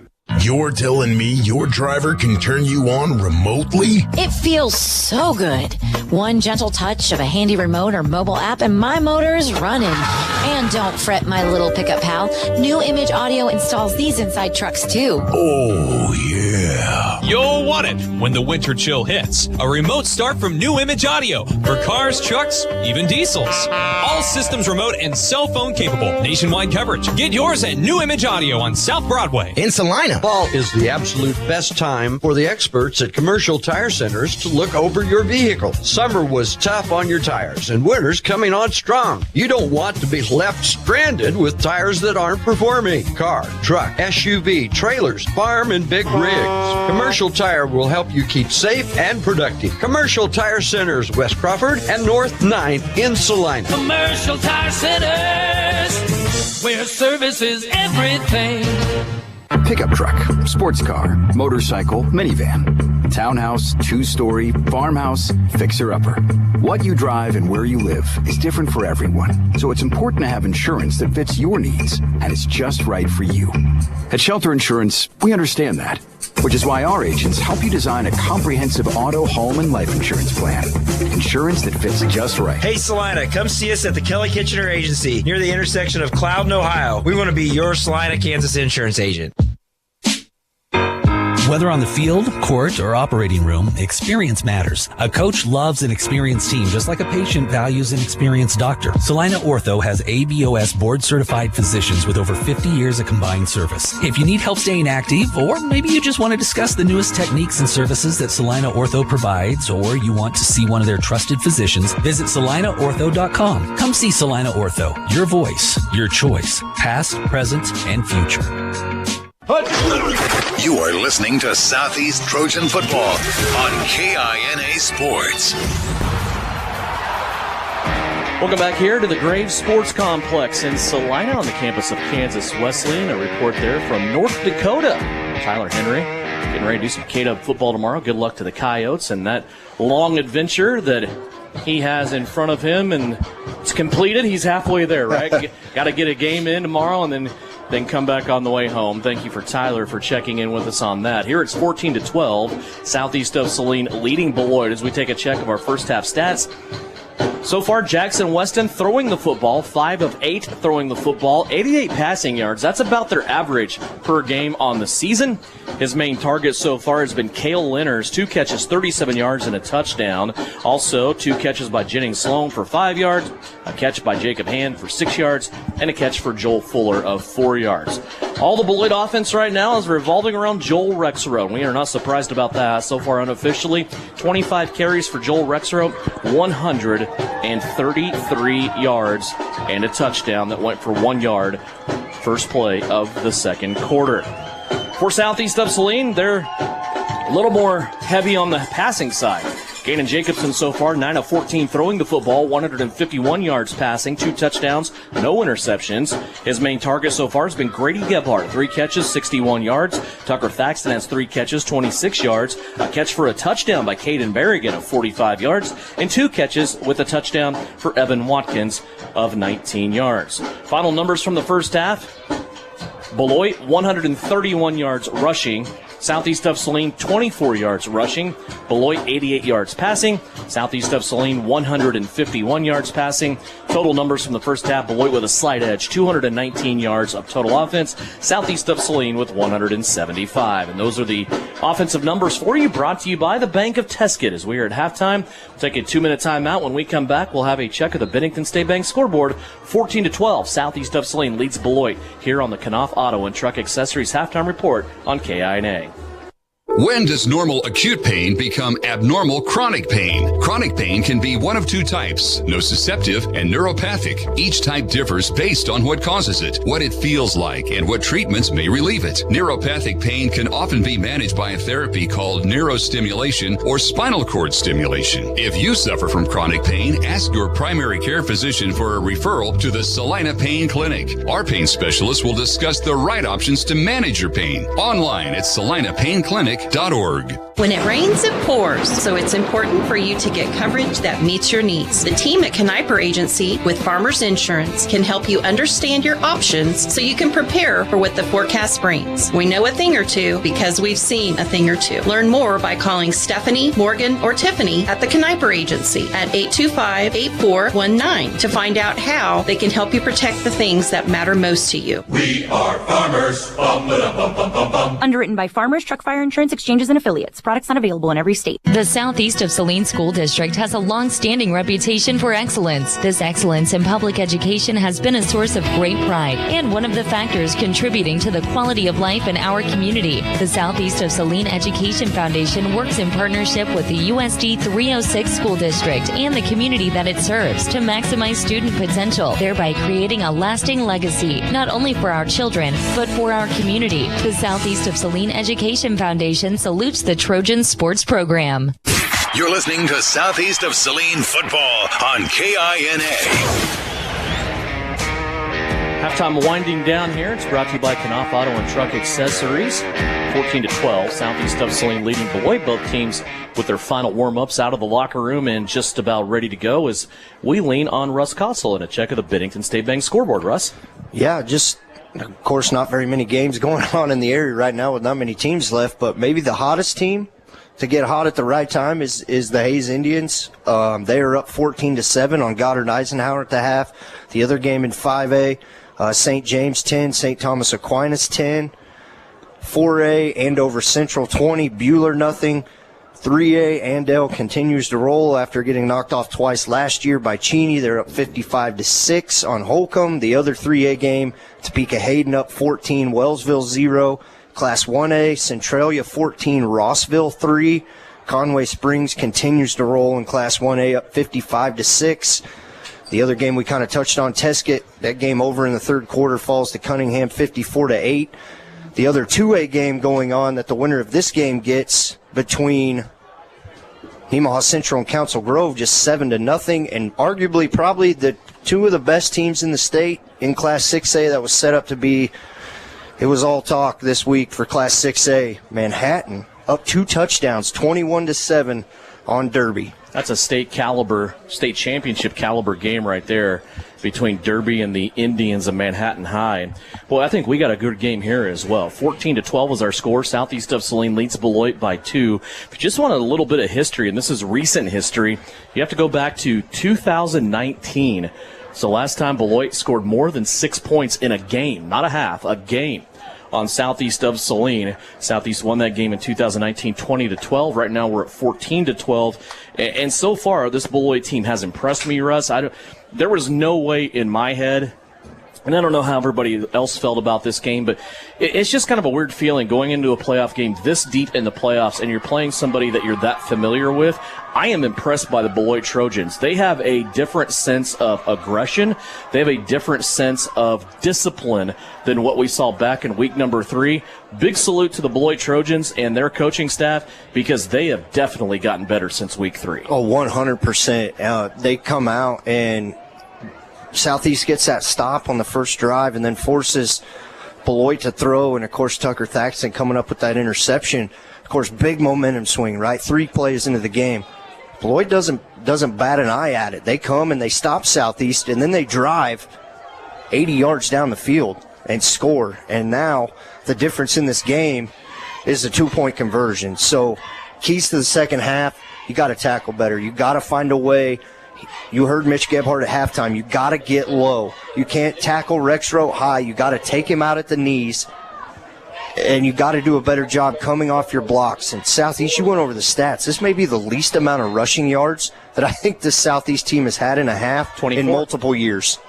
Here's the kickoff to start the second half. It's going to drive Canyon Douglas all the way back to the 5. Now he's going to have to find his redirection. There's going to be a bad block on the play by Southeast of Saline. Canyon will go down here at the 25-yard line as there's a flag down between the 15 and the 20, it looks like here, on maybe both sides of the field. Yeah, it definitely was a bad block over there.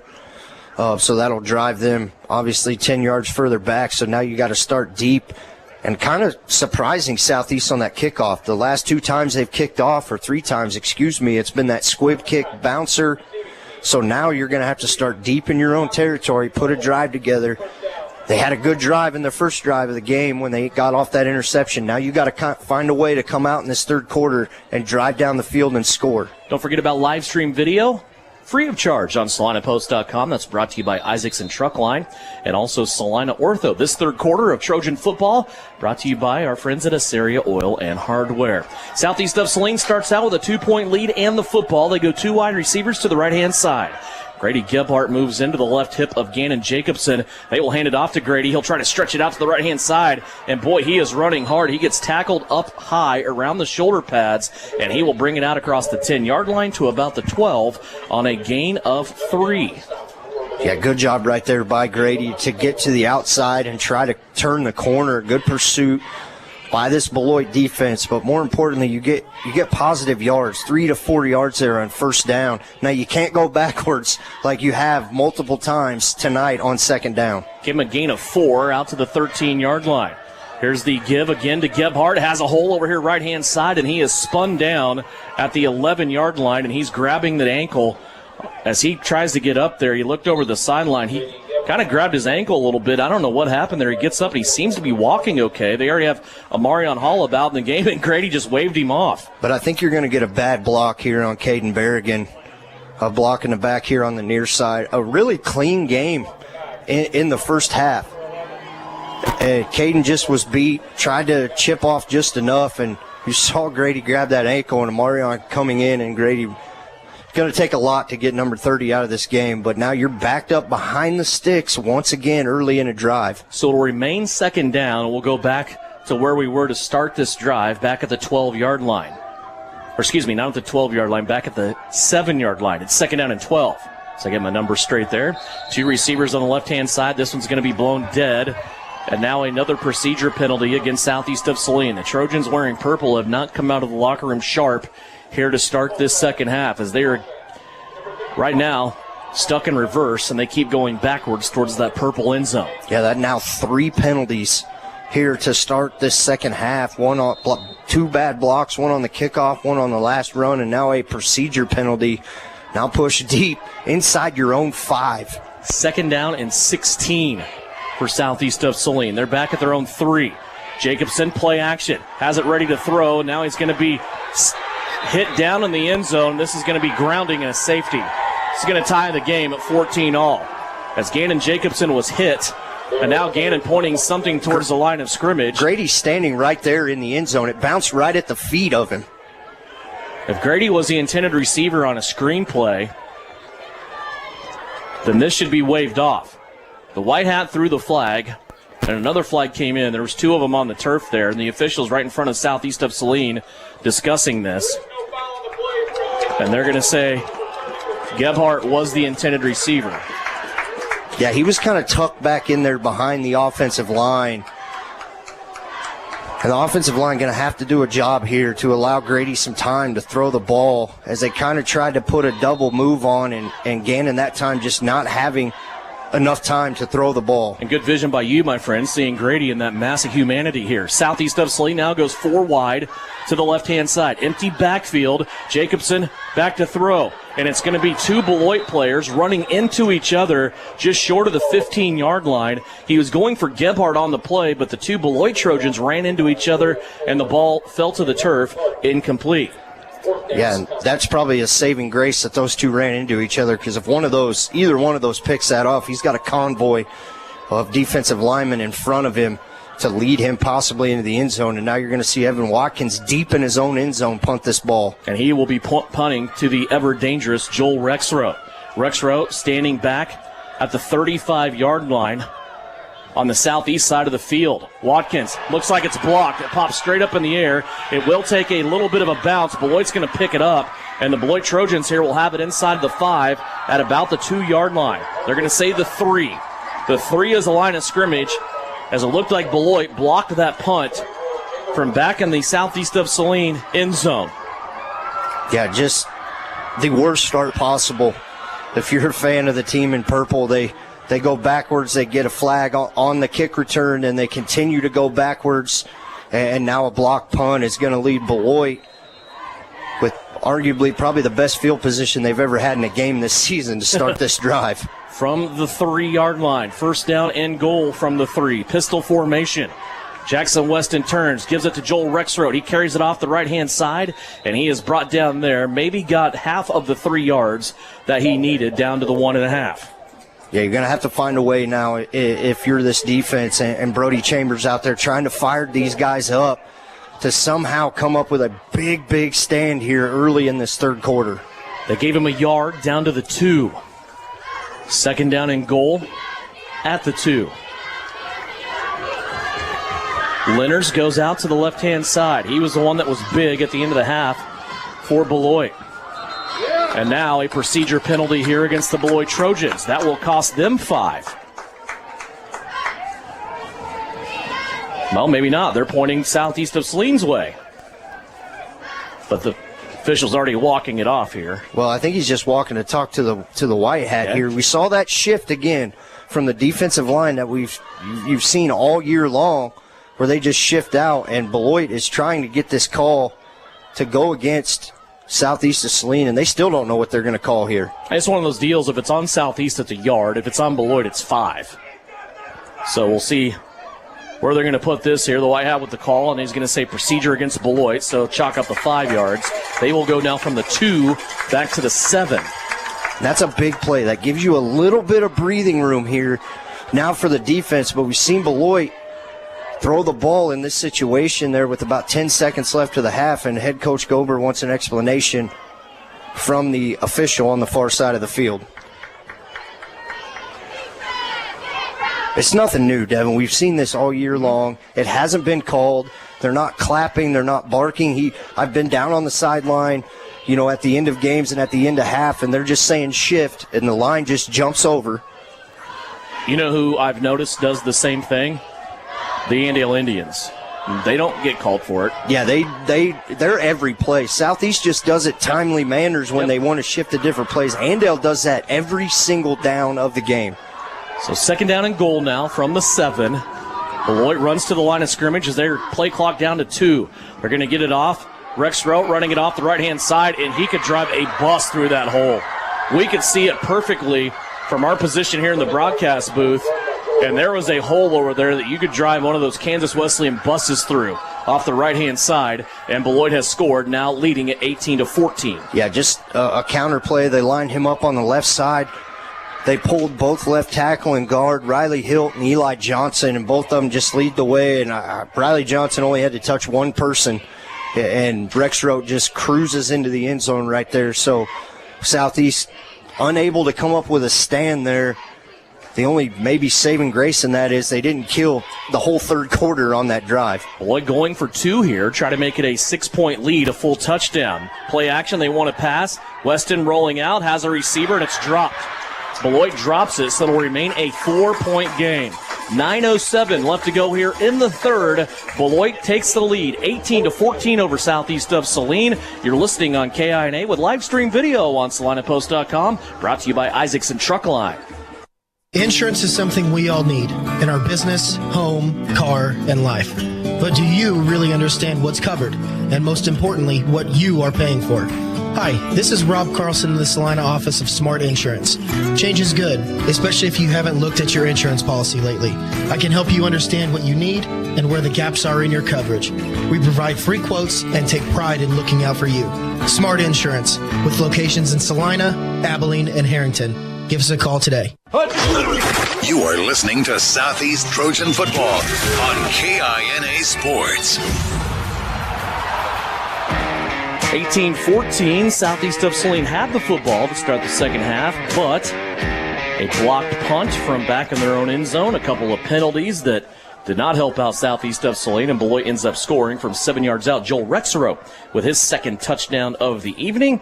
27 carries, 141 yards, and 2 tutties for Rexero so far in this game. Update from the Bennington State Bank scoreboard for this kickoff in the other 2A game.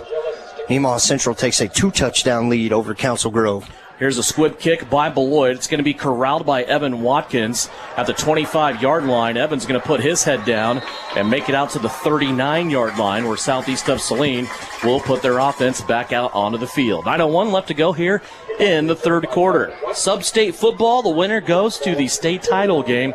The winner of this game will play the winner of that game you just touched on between the 2-time defending state champion Nemaha Central and Council Grove. And Nemaha Central just having that one loss to Marysville the first game of the year and really have rolled ever since. Ran into a little trouble last week against Osage City, but still managed to win. 5 wide receivers, 3 left, 2 right. Screen play out to the right to Gebhardt. Grady breaks a tackle, now down the right-hand sideline, and he stepped out of bounds. Boy, Grady nearly had the crowd on their feet hollering. After a 10-yard gain, though, he stepped out of bounds at the 48. Yeah, going to give him a gain of 9 right there, so bring up a yard short. Good play call right there. Caden Berrigan did a much better job blocking on the outside that time, and they're staying at 5 wide right here. Out to the 48-yard line, as you said, a gain of 9, 2nd down and 1. 3 left, 2 right. Gebhardt from the right goes in motion. They fake it to him. Jacobson's going to have it, and then he is thrown down by one hand. Boy, that looked bad, but that is just the kind of strength that Brody Boudreau and that front defensive line for Beloit is dealing with. He just grabbed Gannon around the shoulder pad up front and just threw him to the ground. Yeah, and he saved a huge gain right there, just one-arm tackling Gannon Jacobson as that thing had spread wide open. Grady goes in motion and they fake it. It was a right read by Gannon. He did everything right on that play. It's just the strong physicality up front of Beloit. Again, these Beloit defensive linemen, 240, 250, 230, 180. They average 225, and they're all over 6 foot. Here's the fake to Gebhardt. End around. Actually, they give it to him. Grady has some space. He's in a crease. Puts a defender in a spin cycle, and he goes to the Beloit 42-yard line. First down, southeast of Saline. And great job by Grady Gebhardt, but Gannon is absolutely just getting thrown around well after the play is way away from him. He's not carrying out a fake or nothing. Saw it at the end of the first half as well. Southeast of Saline now, going fast. They're at the Beloit 42-yard line. They'll turn, give it to Gebhardt again. Grady will search his way to the 40. Gain of 2 on that play. Grady has only carried the ball rushing-wise 7 times. He has 17 yards. And all of those positive yards have come here in the second half. He hit halftime with no yards. Yeah, Beloit just doing they're just selling out to stop the run, right? Put 7, 8 guys in the box and saying, if you can beat us throwing the ball, you're going to have to do it that way. 3 wide receivers left, 2 to the right. Here comes Gebhardt in motion again underneath the formation. They'll fake it to him. Jacobson has to get out of trouble once again, and he is surrounded by too many black and orange jerseys. Boy, Beloit that time just swallowed him up. Just too many guys in the backfield that time for southeast of Saline, and right now southeast getting beat up front. Yeah, and Albright going to check out. Ian Nicholson, Deacon Bear back in the game on the offensive line. So nothing going in between the tackles right now. Back to the 41 for Southeast, looking at a 3rd down and 9. They have 4 wide receivers, 2 by 2, next to the line of scrimmage. Here's a little screen play out to Evan Watkins. Evan has some work to do. Runs over one Beloit Trojan, still on his feet, still working as he gets to the 33-yard line.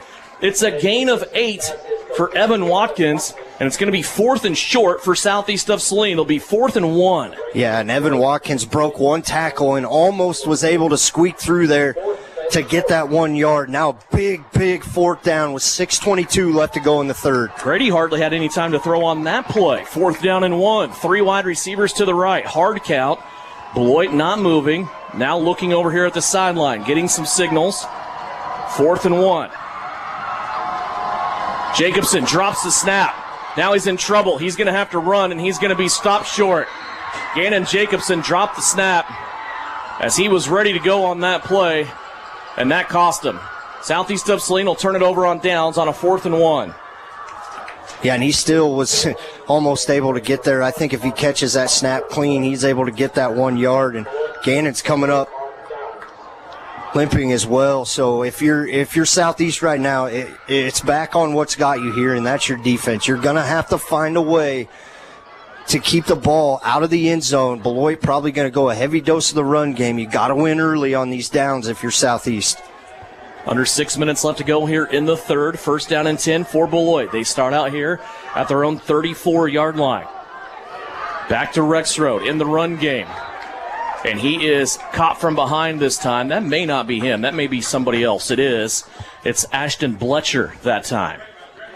So Ashton Bletcher on the carry that lost a yard for Beloit. He is their 2nd leading rusher on the season. Now Rexroad, he wasn't even in the game and now comes back in, and Bletcher going to the sideline. So a good stop there on 1st down. You got these guys up front, Drew Weller, Bryson Lippold, Deacon Bear, Brody Chambers have got to be big on this drive to get the ball back to your offense. 5:22 left to go here, 3rd quarter, 14-18. Beloit leading by 4. They have the football.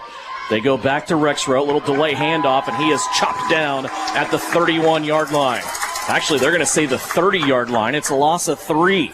So 2 good plays for the Southeast defense as Drew Weller comes in there. Yeah, Drew Weller did a good job. Good swim move right there to get off his block and able to get them now. Third down and long right here for Southeast. You put them behind the sticks. We've seen them behind the sticks on 3rd down in their first drive, and you come up with an interception. You got to find a way to get pressure in the backfield on 3rd down. Football sitting at the 30-yard line. Beloit has a 3rd down and 14 in front of them. They need to get up around the 45-yard line for a 1st down. They go 2 wide receivers to the left. Jackson Weston back to pass. Clean pocket. He's going to unleash it as he ducks underneath a defender. And it's going to be caught. A one-handed interception by Tucker Thaxton. And Thaxton will spin his way back to the 50.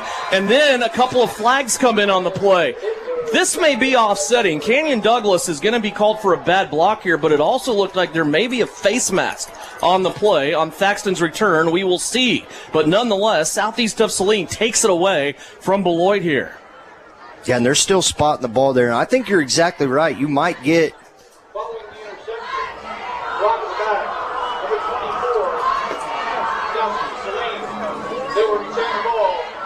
No, they're going to get just a block in the back there, so a bad block. So more than less, almost like a punt right there. You would like to see, and Kenyon Douglas knew it right away, right? He knew he made a mistake.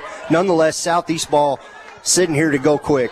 From the 36-yard line, it's first down and 10. Starting a new drive, Grady Gebhardt has it, and he cannot get past the line of scrimmage. No gain on the play. Tiernan Potacik in there taking that snap. As Gannon's over here, looks like he's getting his ankle taped here on the sideline. Getting some attention from the Salina Regional Orthopedic and Sports Medicine trainer that is always with Southeast of Saline. Here at the 36-yard line for Southeast of Saline, it's second down and 10. Southeast may want to kind of make some time here for Gannon as Tiernan Potacik is out there. But we'll see what Tiernan can do. The left-handed sophomore is back. He's going to slip a screen to Grady Gebhardt. It's going to go for a gain of 2 out to the 39-yard line. Yeah, and Gannon looking like he's about ready to come back in. Is you may want to see if you may burn a timeout right here just to try to get him back in the game on third down. Still 30 seconds on the play clock, as they're in no hurry here to get the play in. But Gannon has his shoe on. He is walking that new tape off. Some of us know how that feels. And he's going to back here to the hip of Coach Douglas and Coach Potacik. Tiernan now rolling out, going to the left-hand side. He's going to be hit as he throws, and sliding down right at the first down sticks is going to be Tucker Thaxton. It's incomplete. Potacik was hit on the play. Now here is the decision, and Southeast, it's a quick decision, going to send the punt unit out. Gannon going to do some extra jogging over here on the sideline, try to get that loose, but Tiernan almost, if the receiver doesn't fall down right there, maybe makes that catch. He threw that ball on a frozen rope. It was a well-thrown ball, but just short of the intended receiver, Thaxton, over there on the left-hand side. Evan Watkins now in punt formation on a 4th and 8. Watkins ran into here by Beloit, and there will be a flag on the play. Watkins got ran into by a couple of different Beloit Trojans, and it will be probably the 5-yard variety, but it will move it closer to midfield. And now we'll see what Southeast of Saline wants to do here. That'll bring up about 4th and 3 to 4 yards here. It's probably just going to be running into maybe Evan Watkins. You'd like to see him, a little acting job there maybe to fall over, but I think it's just going to be the 5-yard penalty.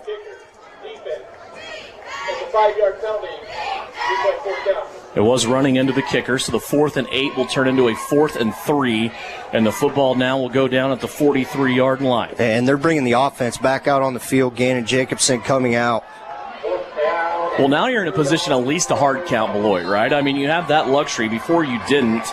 We'll see what Southeast wants to do here. 3 wide receivers to the left-hand side. Jacobson with a new tape job back out there. He's barking signals, trying to get Beloit to jump off a little bit. Now a signal comes in from the sideline. Quick kick possibly. Jacobson, high snap. He brings it down, and he will put his foot into this one. It's a rocket. Jacobson will have this ball bounce, and it will come to rest at the 24-yard line. So Southeast of Saline gets the quick kick off, and they will put Beloit back at their own 24. So now just under 3 minutes, 2:59 to go in the third quarter.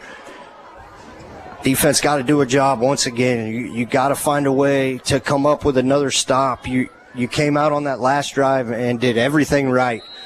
Negative plays, 2 negative plays to push Beloit behind the sticks.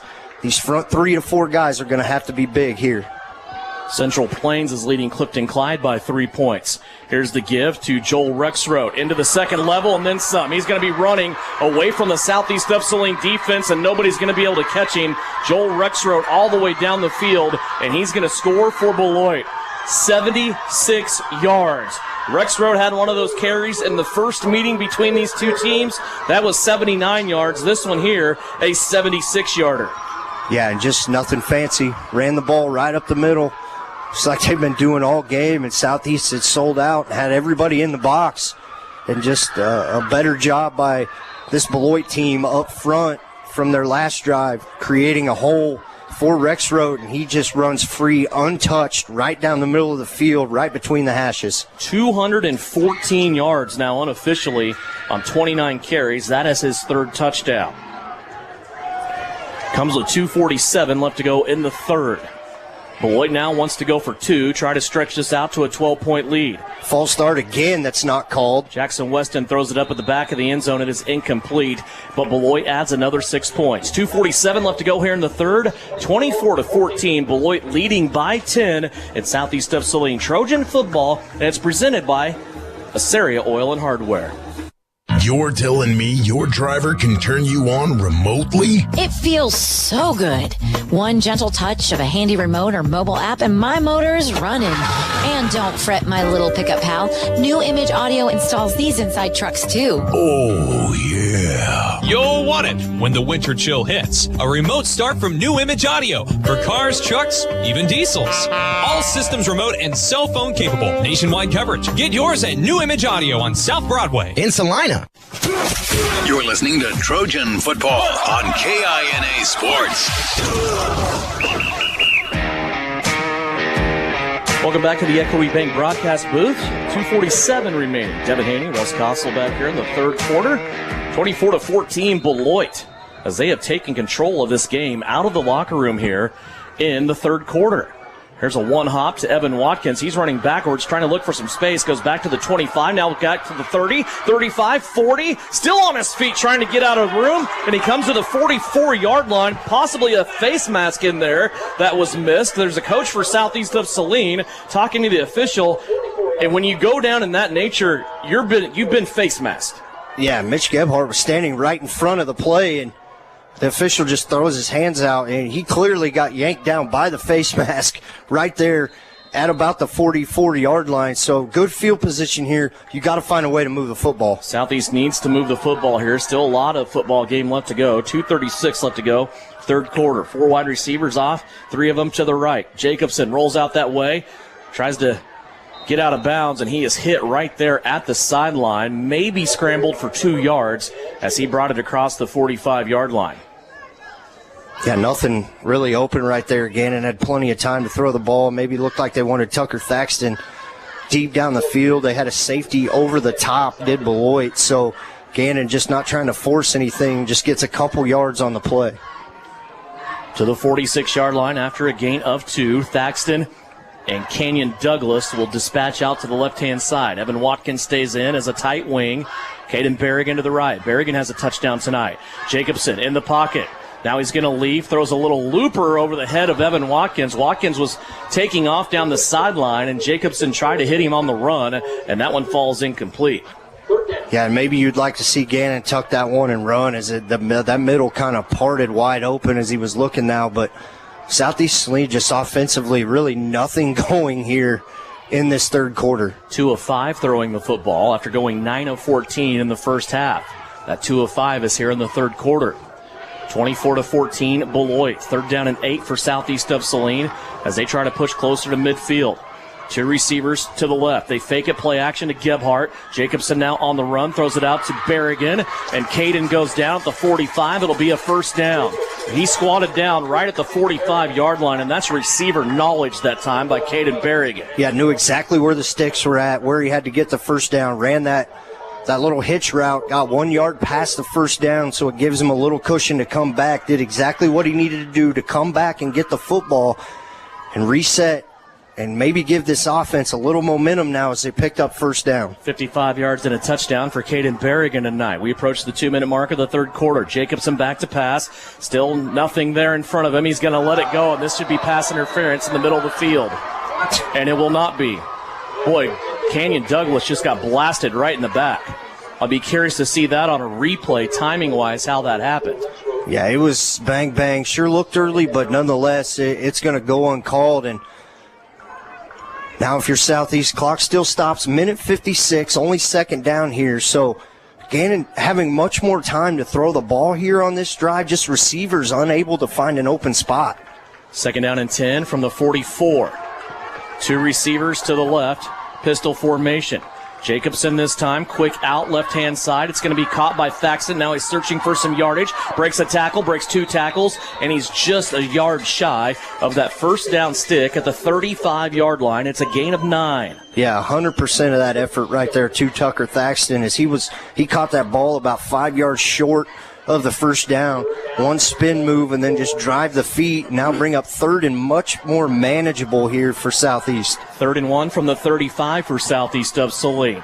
Southeast goes back to Grady Gebhardt. He runs right into the back of one of his linemen, and he is going to have the first down. So Grady gets 2 yards on a 3rd and 1. And he ran right into the back of Killian Vaughn, who's in there playing center right now. Yeah, poor Killian took the brunt of that one. That might have been the hardest run Grady's had tonight, knowing he only had to get that 1 yard and gets 2. Jacobson, little play action, hides it on his hip. He's under pressure, hit as he throws, but he unleashes it for a touchdown to Tucker Thaxton. That ball looked gorgeous flying through the night air here on the campus of Kansas Wesleyan, and 33-yard strike from Gannon Jacobson to Tucker Thaxton. And the offensive line, that whole drive, giving quarterback Gannon Jacobson all the time. Tucker ran about 15 yards down the field and then cut that up, running a kind of a post route, post corner, one move, and just outruns the defender, and Gannon lays that thing up perfectly for Tucker Thaxton. And he was all by himself. Here's the 2-point conversion attempt, straight up the gut. Southeast of Saline, sniffing the goal line. Officials running in. No signal yet. No signal. And they're going to say no. So Southeast comes up empty as they try to make it a 2-point game. The 2-point conversion is no good, but the Trojans of Southeast put up a 6-point play as Tucker Thaxton catches a 33-yard touchdown pass. 1:08 left to go, 3rd quarter. Beloit leading 24-20 here on KINA. Your mailbox is stuffed full, and the phone keeps ringing. There are even strangers knocking at your door. Open enrollment time for Medicare and prescription drug plans is here, and it brings all kinds of unsolicited activity. Call a local firm with people you know at L&L Advisors. Plans can change pretty drastically year to year, and the agents at L&L Advisors are happy to answer your questions, give you advice, and make you feel at ease. With 2 locations in Salina, on Roach Street and Central Mall, and on South Main and McPherson. Built on honesty and trust, call L&L Advisors today. You are listening to Southeast Trojan Football on KINA Sports. Welcome back to a 3rd quarter that was being dominated by Beloit. Now Southeast of Saline throws their hat into the ring, and it's a 4-point contest. Beloit leading 24-20 in a 3rd quarter that's brought to you by Aceria Oil and Hardware. Back here in the Equity Bank broadcast booth, ready for the last 68 seconds of the 3rd quarter. Malachi Hopkins has his hand in the air, and he's ready to kick it away to the receiving Beloit Trojans, who have their backs to the south end zone. Here's a catch off a Hopkins kick that only made it to about the 30-yard line in the air. The ball is loose, it looks like, as there's a scrum for it, but Beloit has it safely, and now the Beloit offense will come back out. The last time they had the ball, Russ, a 1-play drive. That 1 play, 76-yard touchdown run by Joel Rexroth. Yeah, and I imagine Coach Potacek on the sideline with his defense saying, listen, guys, we did everything right on the drive before, and then just let them get that 1 play. Pack the middle, get low. Defensive line's got to get some push. 1:01 left to go. Beloit starts in a tight formation. Now they will spread it out as they are operating from their own 37-yard line on this new drive. They go to Joel Rexroth. He is head down into the linebacker level, and he's tackled at the 41 after a 4-yard gain. That was Rexroth's unofficial 30th carry of the night. Yeah, and they're going to ride or die with Joel Rexroth. He's got you this far and just continues to be a horse up front. That time, a better job of filling up inside as they lined up everybody inside the hashes and then spread it out. And a lot of smoke and mirrors just to hand the ball off and run it right up the middle. Football just short of the 41-yard line. This might be the last play of the 3rd quarter. Pistol formation, 2 wide receivers to the right. They go back to Rexroth, and he is going to be hogtied from behind by the one-handed Killian Vaughn. A gain of 2 on the play. That will bring up a 3rd down and 4 when we come back. That is the end of the 3rd quarter. We will step away. That 3rd quarter brought to you by Aceria Oil and Hardware. You're watching live stream video on SalinaPost.com and also listening to the radio broadcast of this playoff football game where Beloit leads by 4. It's brought to you by Isaacson Truck Line.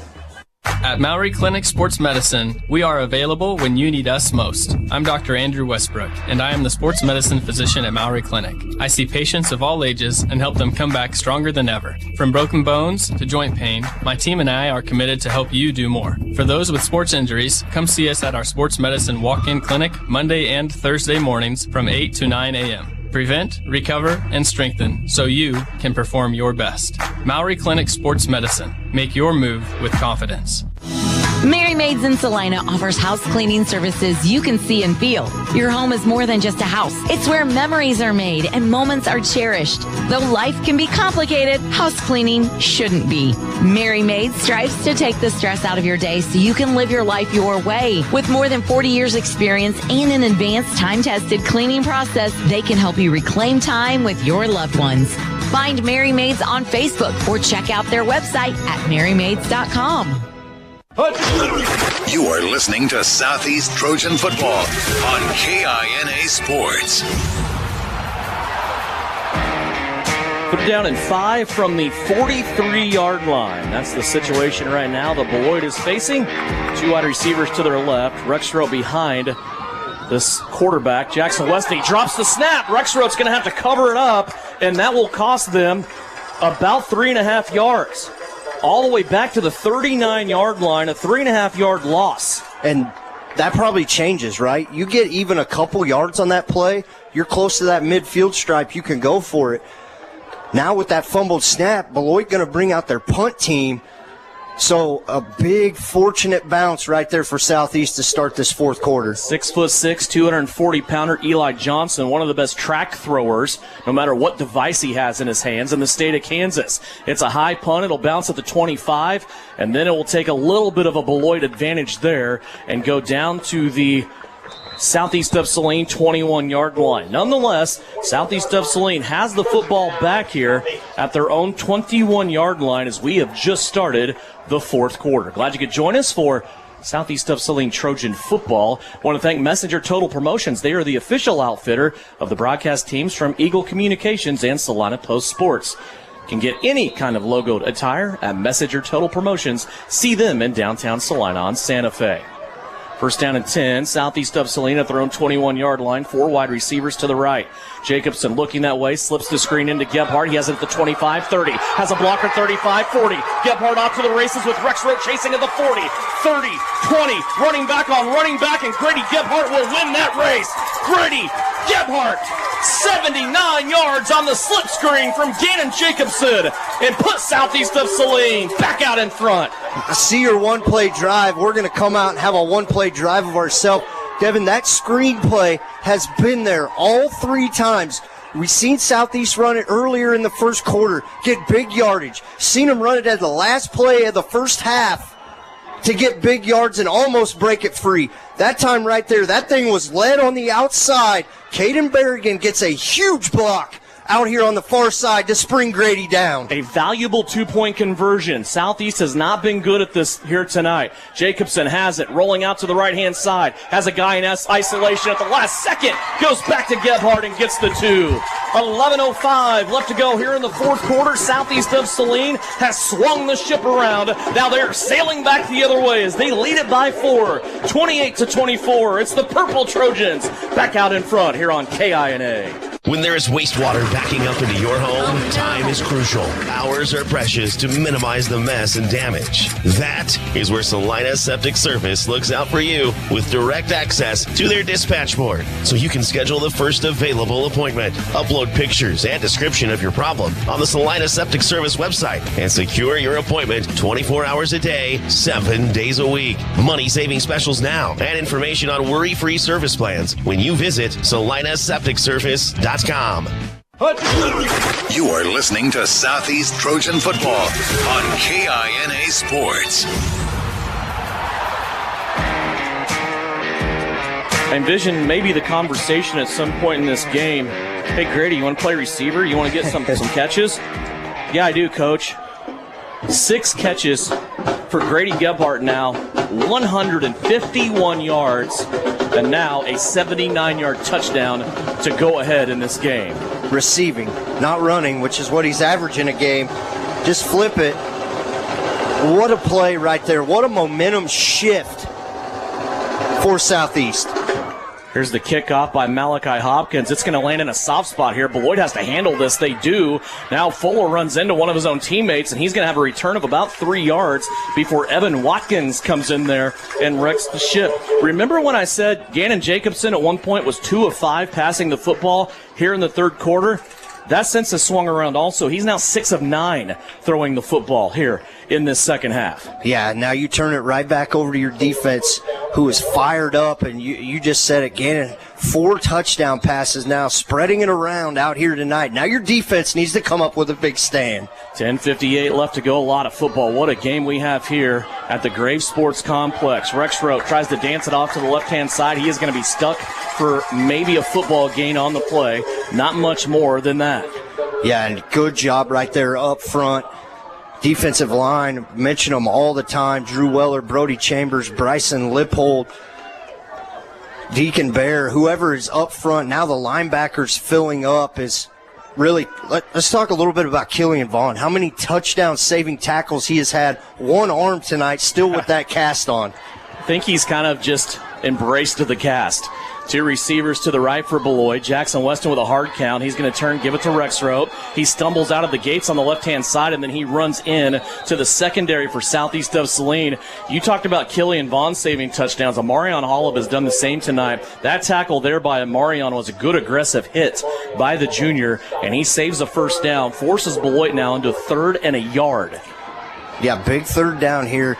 Find a way, come up. The last third down snap they had inside of 4 yards was fumbled by Jackson Weston. So if you're the defensive front, get a big push right here and find a way to get a stop. 3rd down and a single yard, pistol formation. Jennings goes in motion. They go to Rexroth. He tries the line of scrimmage, and he is turned away. That time, he was turned away. Rexroth was by the interior Evan Watkins at the bottom of the pile. But give that D-line that you just touched on a lot of credit, as it is remaining now 4th and 1. Yeah, and I think Beloit probably going to leave the offense out on the field right here, as they've had no trouble as of right now getting more than 1 yard. So big 4th down here. Clock ticking, going to be under 9 minutes. 4th and a yard. Tight formation again, and Southeast jumps off sides. Southeast is going to give it to him as offsides. And that'll be a 5-yard penalty on Southeast of Saline's defensive line. It looked like Brody Chambers kind of jumped right there. Don't know if Beloit was going to run a play. I mean, you'll never know now, but Brody just instantly knew it right away that he jumped off sides. Now, as a young man, right now you make a mistake, go make a play now on the following play. 1st down and 10 at the 46-yard line. Beloit heavy on the left-hand side. They sneak it into the belly this time of their fullback, Jennings Sloan. That caught Southeast of Saline off guard just a little bit. Grady Gebhardt was on the sideline for that play. He will come back in now. Evan Watkins will take a break as Beloit that time moved it 5 yards across midfield to the 49-yard line. Yeah, run a little counter play right there. It almost looked like he handed it off to Rexroth, and then he handed it off to Jennings Sloan. That's coming back across. That's old school single-wing Beloit football. Going way back in the pocket of what Beloit used to run very efficiently. Wasn't that long ago. 2nd down and 5 here. Then Southeast of Saline's 49. They're going to throw the bubble screen out to Fuller. He has some space and looks like he's going to get a first down on a gain of 6. Joel Fuller, his 2nd catch of the night. He has 10 yards total. That's the first complete pass by Jackson Weston here in this second half. And you're going to have to be careful here. You got to find a way to come up with a stop, because Beloit is prone to running time off the clock. Now, under 8 minutes to go in this game at the snap. This is going to fall solely on the shoes of your defense right here. From the 44, new set of downs for the Beloit Trojans.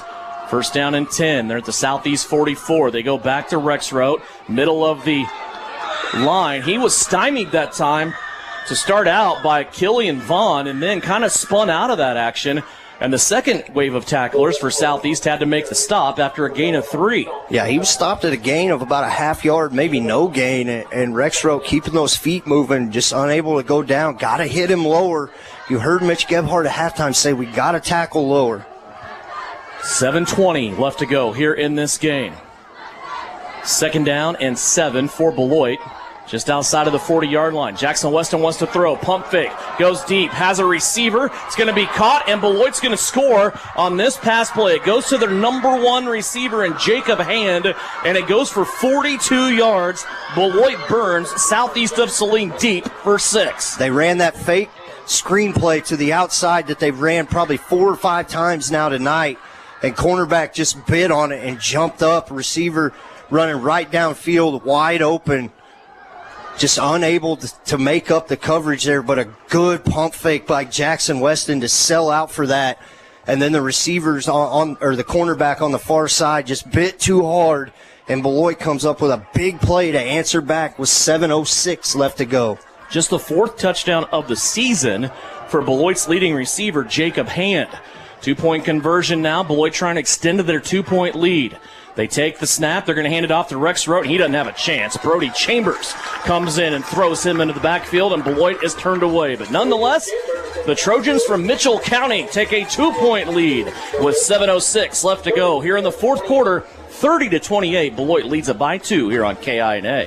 In the trenches and on the ground, that's where the game is won. Isaacson Truck Line is a proud supporter of the southeast of Saline Trojans. For local and long-haul service of freight and livestock, call Isaacson Truck Line, reminding you to have a safe Friday night on the roads. Wreak havoc, Trojans. The Appliance Center. It's where you go to shop for washers, dryers, kitchen appliances, furniture, pellet grills, TVs, and so much more. If you are looking for a local, family-owned business, visit the Appliance Center. We're in the big red and white building on South Broadway in Salina. Come experience the Appliance Center difference. You are listening to Southeast Trojan Football on KINA Sports. 30-28, Beloit takes the lead by 2 here over southeast of Saline. 7:06 left to go here in the 4th quarter. Back in fourth quarter at that. Boy, what a game. There's people sitting in the streets around the block where Graves Sports Complex is with their hazards on, watching this game. Here's the kick. It's a squib kick. Southeast of Saline will take it at the 25-yard line to the 30, 35, 40. That was a Marion Hollub, and that might be the wrong cat to kick it to if you're the Beloit Trojans, and he brings it back to the 39-yard line, ankle tackled, or else he would be hitting his head on the goalpost right now. Yeah, it looked like Southeast maybe have known what Beloit was going to do and flip the 2 guys on the side and put a Marion over there, and he caught that thing on a bounce and got him by the shoestrings, or else he would be running. Good field position here at the 39 for Southeast to start this drive. First down and 10 for Southeast of Saline.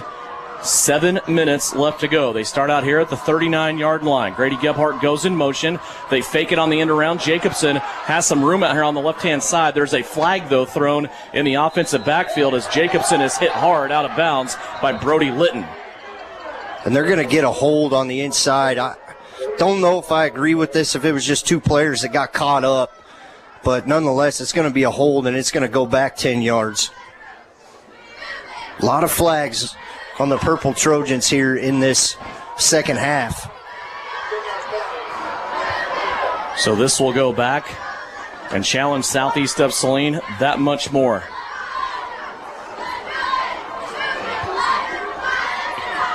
Yeah, Southeast started this second half with 3-4 penalties there to start this game, and every penalty now has went against the guys in purple. First down and 20 for Southeast of Saline. Little pump fake on the outside. Here's Thaxton on the go. Rises up, and he had a defender in his chest the whole way down the field, and the ball falls incomplete. And second down and 20 coming up. Thaxton climbed the ladder for that one, but he had a couple of gloves in his chest from the defender, and it fell incomplete. Yeah, and defender never turned around to make a play on the ball either. It was kind of faced up to him the whole time. It is almost a carbon copy play of what Beloit just scored on. They try a fake screen out to Grady Gebhardt and run Thaxton down the sideline, and that time he was unable to come up with that catch. Second down and 20. Jacobson again looking down the left-hand side. This time he's going to throw it short of Grady Gebhardt. Gebhardt wasn't covered for a good portion of time there. Joel Rexroth came over and covered over the top. Jacobson had already let go of the ball, and it fell about 3 yards short of Grady. Yeah, now you got 3rd and 20 here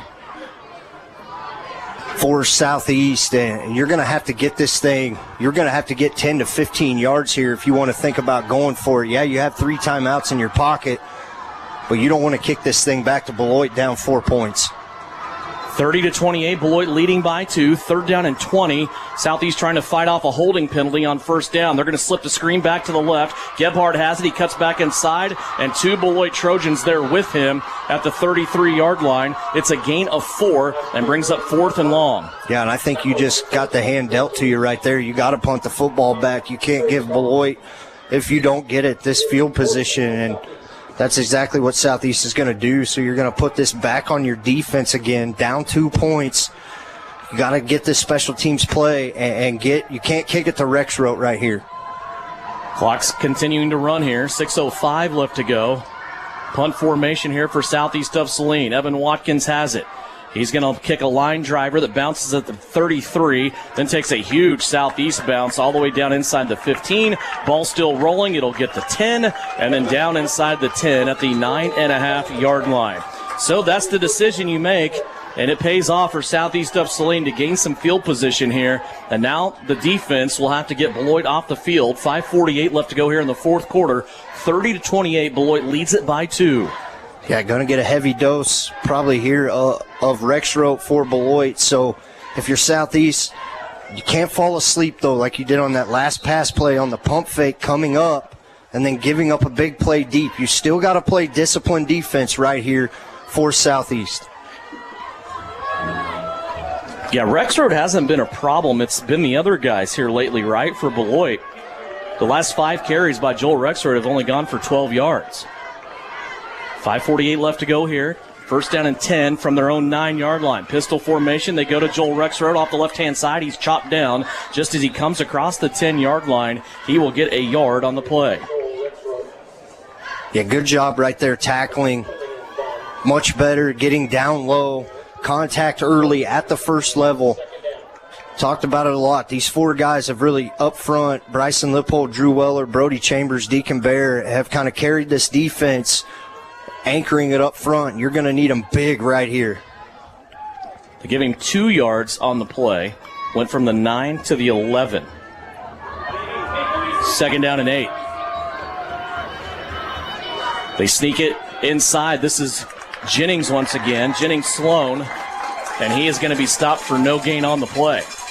Yeah, 3rd down and 8. They did the same thing, handed it off to Rexroth and then flipped it inside to Jennings Sloan, and Southeast was all over at that time to bring up no gain. Now big 3rd down here. Find a way to get off the field, get the football back. Actually lost a yard there, did Jennings Sloan. Back to the 10-yard line. 3rd down and 9. Beloit staring over at their sideline as once again the receiver, Cale Lenners, goes over and checks with the coaching staff to bring the play in. Clock goes down now, 4.5 minutes left to play. Beloit leads it by 2. 2 wide receivers off to the right. Play clock down to 3. Beloit snaps it. They put it in the hands of Joel Rexroth, who gets 1st down yardage and more, spins off a couple of Southeast of Saline tacklers, and gets out to the 23-yard line. Southeast needed a stop there, and they couldn't get it as Beloit goes back to Old Reliable, and he comes all the way out to the 27-yard line, a gain of 17. Yeah, first guy to touch him was 2 yards past the line of scrimmage, and just not enough purple jerseys over there to bring him down. So now Beloit really going to sit here and probably feed the ball up with just 4 minutes here to go, and you're going to have to find a way to get off the field and get the ball back. And they will take this play clock down to the last remaining second or 2, as they are doing right now. Play clock down to 4. They snap it. They go back to Joel Rexroth. He is hit right away by Killian Vaughn, and Killian Vaughn will help stop him for a gain of 2 yards. Yeah, you're doing a good job right now on the early downs, what you struggled with in the first half, but you're going to find a way here to get a stop, 2nd and 3rd down, to force Beloit to punt the football back to you, as Beloit can almost run this thing down to the 3-minute mark before they snap the ball again. 2nd down and 8 for Beloit. 3:20 left to go. Southeast of Saline still electing to set on their timeouts for the time being. Rexroth in the backfield. He will take it, gets to the 30, and then falls ahead to about the 32, it looks like. It will be a gain of 3.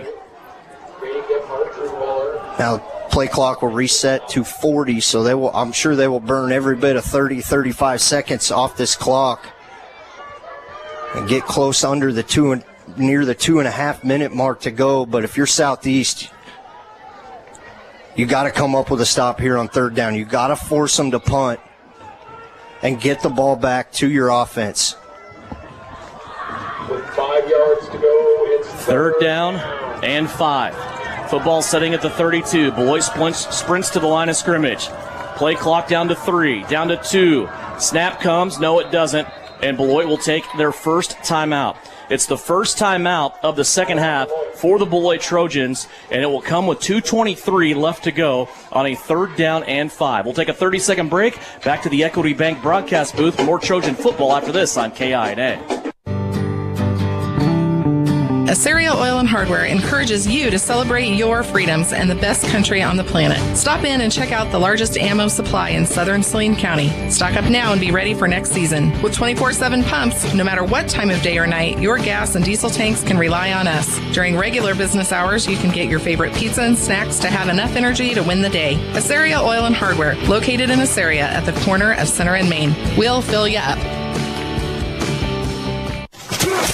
You're listening to Trojan Football on KINA Sports. 2:23 left to go here at the Graves Sports Complex. Back in the Equity Bank broadcast booth, it's a 2-point lead for Beloit, 30-28. Beloit just took a timeout. That still preserves all 3 of Southeast of Saline's timeouts. It's third down and 5 for the Beloit Trojans. Football setting at their own 32-yard line. Again, a hard count here by Jackson Weston. Now a big shift by 5 different Beloit players. Weston wants the football. He hands it off to Joel Rexroth. Rexroth comes through the line of scrimmage, and he is tackled around the ankles by Drew Weller. Killian Vaughn got him up high, and he made it to the 35-yard line on a gain of 3. And now Southeast of Saline will take a timeout on a 4th down and 2. There's no reason for me to believe right here, Russ, that Beloit won't come out and at least hard count it, given what happened last time they did that. Yeah, and I would be surprised if they even try to hard count it. The way they've been running the ball this whole game, really, with Rexroth, you got to get 2 yards, and 2:14 left to go, and only 2 timeouts now for Southeast. A big decision for Beloit. Do you want to put this on the heels of your defense, or do you put it on the heels of your offense with Joel Rexroth, who's really gotten you here so far? Also, I mean, there's a little bit of mentality here. Do you want to punt it and know that you're giving the ball back to Southeast of Saline with just a 2-point lead, or do you want to make their defense earn the possession back? I mean, it's just kind of how much confidence you have in your rushing game. If I was Beloit, I'd have a ton of confidence in that rushing game, because Joel Rexroth right now, unofficially, 40 carries and 258 yards. Yeah, and it looks like Beloit's going to bring their offense back out on the field for nonetheless either to try a hard count or go for it. You know, this right here could easily be your ball game. Play clock, plenty of time there. Beloit comes out in their old traditional formation with there's no wide receivers. Backs in the T formation directly behind Jackson Weston, who is doing his best to hard count Southeast offsides. His head is moving enough to draw an illegal procedure penalty just in that motion alone. And Beloit's going to take a delay of game. That'll answer the question. Good job by Southeast to learn from their prior mistake and not jump that one off sides. Yeah, very good discipline right there by the defense, especially the defense up front, to hold on to that. And now you're going to get a punt here from Beloit. They're lining up in punt formation, I should say. I have a thought I want to ask, and it may be a rhetorical question after this punt.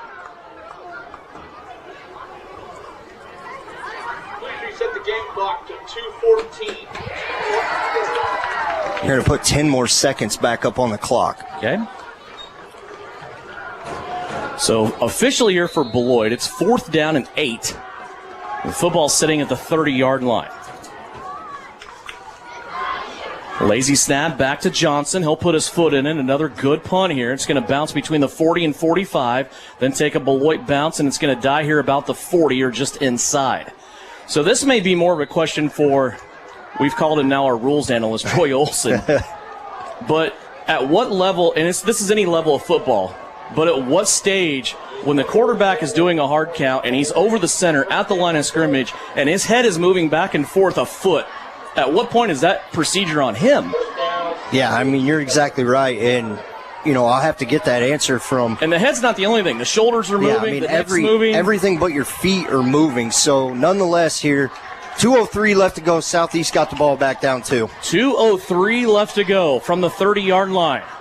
Gannon Jacobson, little play action rollout here, dumps it over the top. It's going to be Evan Watkins at the 30. Evan searching for the sideline possibly, and he goes out of bounds, but with some help, they will stop the clock just short of the 40-yard line. It will be a yard shy of the first down. Good job by Evan Watkins there to get to the sideline. They're going to, it was change started move, but it was not. It's short a yard there, but he got out of bounds. Got everything he could, but also did get out of bounds. At the 39, Jacobson with the pitch out. Halfback pass. Gebhardt down the field, overthrows Tucker Thaxton. Southeast of Saline took a shot that time. They tried Grady Gebhardt on a halfback pass on 3rd and 1, and it just went off the gloves of Tucker Thaxton. And what a beautifully thrown ball right there by Grady, just on the bit on the outstretched arms. I like the play call right there. He had 2 brothers that were pretty good quarterbacks too, right? Yeah, really good throwing the ball. 3rd down and a yard for Southeast of Saline. Gebhardt in the backfield, 2 wide receivers to the short side of the field here on the near side. 1:48 remaining. Southeast needs to get a new set of downs here. It's 3rd and 1. They're going to go to Gebhardt straight up the middle of the field, and he is going to be collided with and tackled that time by Beloit. Brooks Jones looks like he made the tackle, and it'll be a first down for Southeast of Saline as Gebhardt goes ahead for 4 yards on the ground. Yeah, more importantly, got the first down. To the 43. Jacobson back to pass, little head and shoulder twitch. He throws it in the crowd, and it's intercepted. Gannon Jacobson just threw an interception, and I talked about him briefly earlier. It is the leading tackler for the Beloit Trojans, Riker Clark. And Clark comes up with a pick. By the way, he leads this defense in interceptions. That is his 4th of the year. Yeah, now only 2 timeouts. That probably will finish the game off right there. Tried to get that screenplay on the inside, and Beloit read that one extremely well and just unable to connect, and just 1:33 left to go and 2 timeouts. And really unfortunate. Obviously, that's going to close out the game, more than likely, but it's also a first down interception. You just picked up the first down, and that ball gets picked. 1:33 left to go. Beloit here just has to overcome Southeast of Saline's 2 timeouts. They run it back to the middle of the field, and a timeout will be called here by Southeast of Saline. That carry again, straight up the gut by Joel Rexroth. Goes for no carry on the play. And a Southeast of Saline timeout will stop the clock with 1:28 remaining. They can't run the clock out. You still got 2 timeouts left, so if you can get a stop here quick, they will have to be forced to punt the ball away with roughly 35 to 40 seconds left on the game clock. A couple of finals here on the Bennington State Bank scoreboard. Teams that are advancing: Central Plains tonight in a classic with Clifton Clyde. Central Plains wins 28-25. Also, Andale over Holcomb 55-14 in 3A. In 1A, Conway Springs has a chance to defend their title, 55-22 over Valley Heights. Cunningham over Tesket 54-8, and that got called after the 3rd quarter. So just some checks of some scores there on the Bennington State Bank scoreboard. 1:28 left to go here. Beloit leading Southeast of Saline 30-28. Beloit has it, 2nd down and 10 at the 40-yard line. 1 wide receiver out to the left. They'll keep this on the ground. Rexroth will have it again, straight up the gut, and he will fall ahead for 2 yards. And another timeout for Southeast of Saline. Unofficially now 42 carries, 260 yards, 3 touchdowns for Joel Rexroth. Now stop the clock with 1:22 left to go. Want to remind you that scoring plays on the recap postgame brought to you by Dr. Andrew Westbrook at Maury Clinic Sports Medicine. Visit Dr. Westbrook at his sports injury walk-in clinic every Monday or Thursday whether you're coming out of a weekend or going into a weekend and you want to feel a little bit better, go see Dr. Andrew Westbrook at Maury Clinic Sports Medicine. He's a proud supporter of area student athletes. The other 2A game is now final as Nemaha Central goes to looking for their third straight title as they beat Council Grove 21-6. So they have punched their ticket to Hutch next Friday night and look to get the winner of this game with just over a minute 22 left to go. 30-28, Beloit leading by 2. And they are down to 3rd and 9 here at the 39-yard line of Southeast territory. Southeast out of timeouts. Beloit has 2 remaining if they should need one. Rexroad in the pistol directly behind Jackson Weston. Pitch out left-hand side. They're going to try to string it out, and Rexroad gets wrecked out here at the 45. There's a flag on the play. That will stop the clock as now. I don't know if you obviously you're going to decline this to bring up 4th and long here. My question would be, I don't know if that clock will restart is the question I don't know the answer to. So the play goes all the way back to the 45-yard line. It's a loss of 6.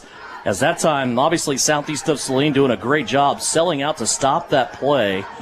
And it drives Beloit all the way back to the 45-yard line here. And I'm not sure the White Hats coming over here to talk to head coach Mitch Gebhardt. And like I said, this is where we need Troy Olson, our resident rules expert here, if the clock will restart. Southeast has no timeouts remaining. But after the holding play here, I think they came over, maybe conferred with Mitch Gebhardt, asked him about the penalty. He said, yes, I do want to decline it. 25 seconds on the play clock. The clock will not start, so that a big penalty there for Beloit. Well, now the Beloit coaches are asking for the clock to start. The White Hat did not start the clock. He just put his hand down. Maybe they will start it now. So they're trying to get the reset. And now it will start. So a mistake by the White Hat. So So this will take it down to about 56 seconds when this punt needs to be off. Back deep, Tucker Thaxton, Gannon Jacobson standing within their own 10-yard line. Of course, they want to be careful not to be overzealous here and try to get a big return if that ball is coming within the 10, and it may go into the end zone for a touchback. And now we have another stoppage in play.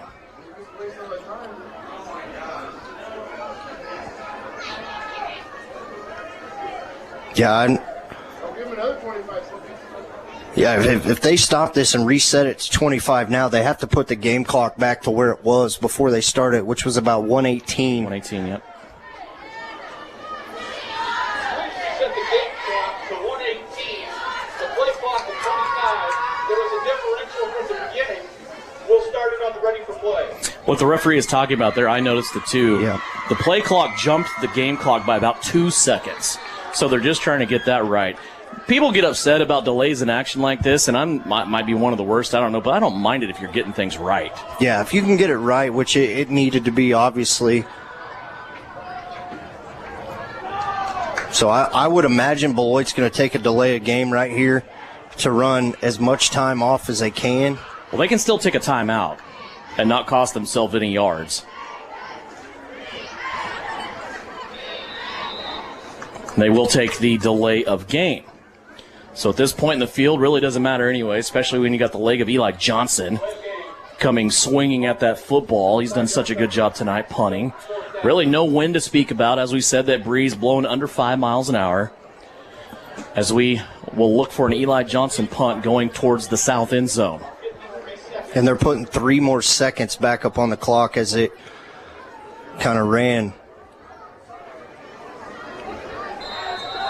So 53 on the game clock. Eli Johnson out there ready to punt.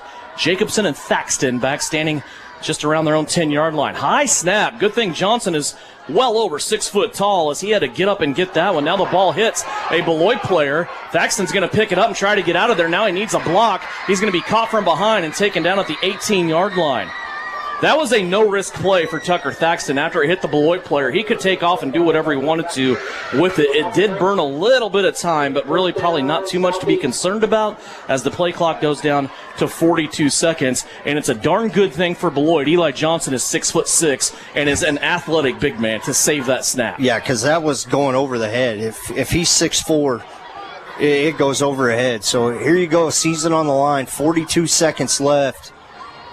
Don't got to get it all in one play, but you do got to get some chunk plays here to move this down the field. Football setting at southeast of Saline's own 21-yard line. 42 seconds left to go. 2 wide receivers left.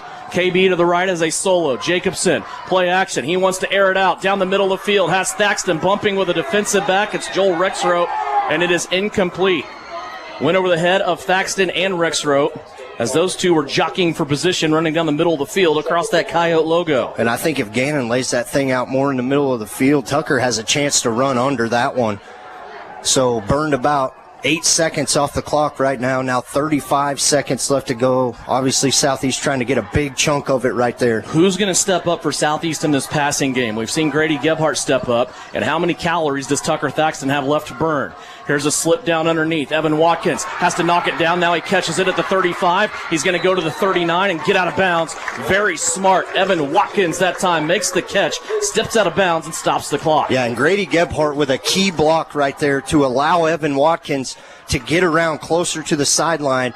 Now right at a half a minute, 30 seconds left to go here for Southeast. You got to do a lot of that, right? It's got to be worked to the sideline. The only way it can go to the middle of the field is if it's after first down yardage. He went out to the 38-yard line. Evan Watkins tonight is having a good night in the air. 53 yards receiving for him. First down for Southeast of Salina at their own 38-yard line. Fake pitch out, Gebhardt. Jacobson setting up, trying to buy some time. He's going to take off and run. Gets a little chip block from Deacon Baird. Jacobson's going to come out of bounds here just inside of the 45-yard line, and Tucker Thaxton laid out Beloit's leading tackler on the season, and the man that just got the interception for the Beloit defense, Thaxton took him out at the 45, right where Jacobson stepped out of bounds. Took 7 seconds on that play. Big chunk yardage right there. Good job by Gannon stepping up, knowing where he had to get. Now 23 seconds left. Remind, no timeouts here for Southeast. 17 yards on the scramble by Jacobson. 23 seconds left to go. 45 yards in front of Southeast of Saline. Jacobson under pressure. Has to get rid of it or do something. He's going to come to the sideline. He's going to get 5 more yards and then be drug out of bounds to stop the clock once again. This a 6-yard carry. And Beloit wanting the clock to run. Their coaches have spent more time on the field than they have the sidelines tonight. But the officials have let that go over there. It's a 5-yard scramble by Gannon Jacobson. No, the clock doesn't need to run. He was out of bounds when he fumbled the ball. The guy was out of bounds when he swatted it away. So now 16 seconds left to go. 40 yards you have to get right here if you're Southeast of Saline. 16 seconds, that's the key. Southeast of Saline, 40 yards in front of them. Jacobson comes back. Here comes the blitzer. Over the middle of the field, it's Canyon Douglas. He catches it at the 24. It's a 16-yard gain. Southeast has to get up and spike the ball. The clock stops to move the chains. Jacobson up, and he stops and spikes the ball. It's a 16-yard gain for Southeast of Saline, and it went to Canyon Douglas, his first catch of the night. Yeah, now 7 seconds left. Here, maybe time for 2 plays if you get it out of bounds, but that internal clock has to be in your head if you're quarterback Gannon Jacobson on how much time you're going to be in the backfield, knowing where you have to go with this football. Beloit has a nice mix of blitzing but also playing coverage at the same time. They're getting some guys in the backfield and making Gannon make quick decisions. 2nd down and 10. From the 24, Jacobson scrambles out. He's going to step up. He's going to throw it, and it's going to be a touchdown. Canyon Douglas on the play. Gannon Jacobson stepped up, and he's able to get the touchdown. Canyon Douglas just scored, and there's 0 seconds left on the clock. 7 seconds have expired, and Southeast of Saline is going to walk it off on a Canyon Douglas touchdown from 24 yards away. Southeast wins. Southeast of Saline wins. More importantly, Southeast of Saline punches their ticket, finally gets the monkey off their back in the sub-state round, walks it off. What a drive. What a job by quarterback Gannon Jacobson. More importantly, what a job by this coaching staff. the whole team, everybody involved right now. I'm still up in the booth. I'll work my way, Devin, I'll leave it to you. I'm going to work my way down to the sideline to talk to head coach Mitch Gebhardt. This is as happy and as jubilant as I've ever seen Coach Gebhardt. He is hugging anyone that will return the love to him, and he deserves it all. 34-30. What a game. Southeast of Saline comes back, and Gannon Jacobson pulls a rabbit out of the hat from 24 yards away. He finds Canyon Douglas as time expires, and Southeast of Saline, there's no need for a point after touchdown because they have won this 34-30. For just the second time in school history, Southeast of Saline is going to go and play for a state title. They are 1-0 in state title games. That was in 2015 when they defeated Silver Lake. Now the Southeast Trojans of 2024 will get a chance to go do the same, and they will tangle with the two-time defending state champions. We have a post-game, and we will do that when we come back. We'll have comments from head coach Mitch Gebhardt. We will have stats for you, as unofficial as they may be at this point, and we will put a cap on this one. Southeast of Saline is your sub-state champion as they win it on the last play of the game. The Trojans of Southeast walk it off 34-30 over the Beloit Trojans. Post game brought to you by Commercial Tire Center starts now. I'm Brian Arms, your mortgage loan originator at Equity Bank here in Salina, Kansas. I'm a lifelong Salina resident here to tell you our bank can offer you mortgage and refinance options with terms designed for you. Why leave our community when you can choose the bank that never forgets it's your money? With 2 locations in town on Ohio Street and Santa Fe Avenue, there's no better time to apply online, in person, or over the phone. Learn more at equitybank.com, equal housing lender, member FDIC. At Vernon Jewelers, we are celebrating 140 years of our family serving yours, serving you with the best in prices, quality, and the service to back it up. You can trust us for your unique custom pieces and any repair you may need. And just because we've been around for 140 years doesn't mean we are old and out of touch. It just means we're really good at what we do. Now is the time to shop for the holiday. Come see us in downtown Salina and look for the iconic Vernon Jewelers sign on Santa Fe, here for you since 1884.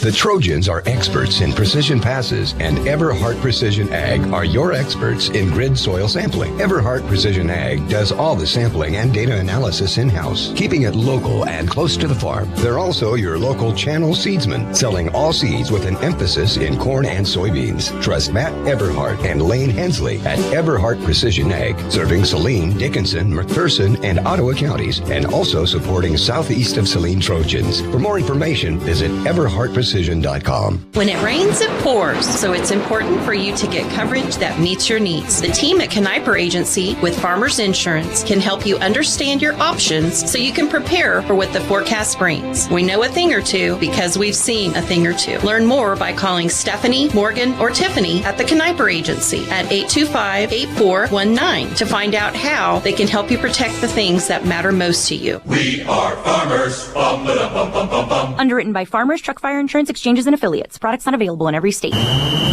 Time for the Trojan postgame show on KINA Sports.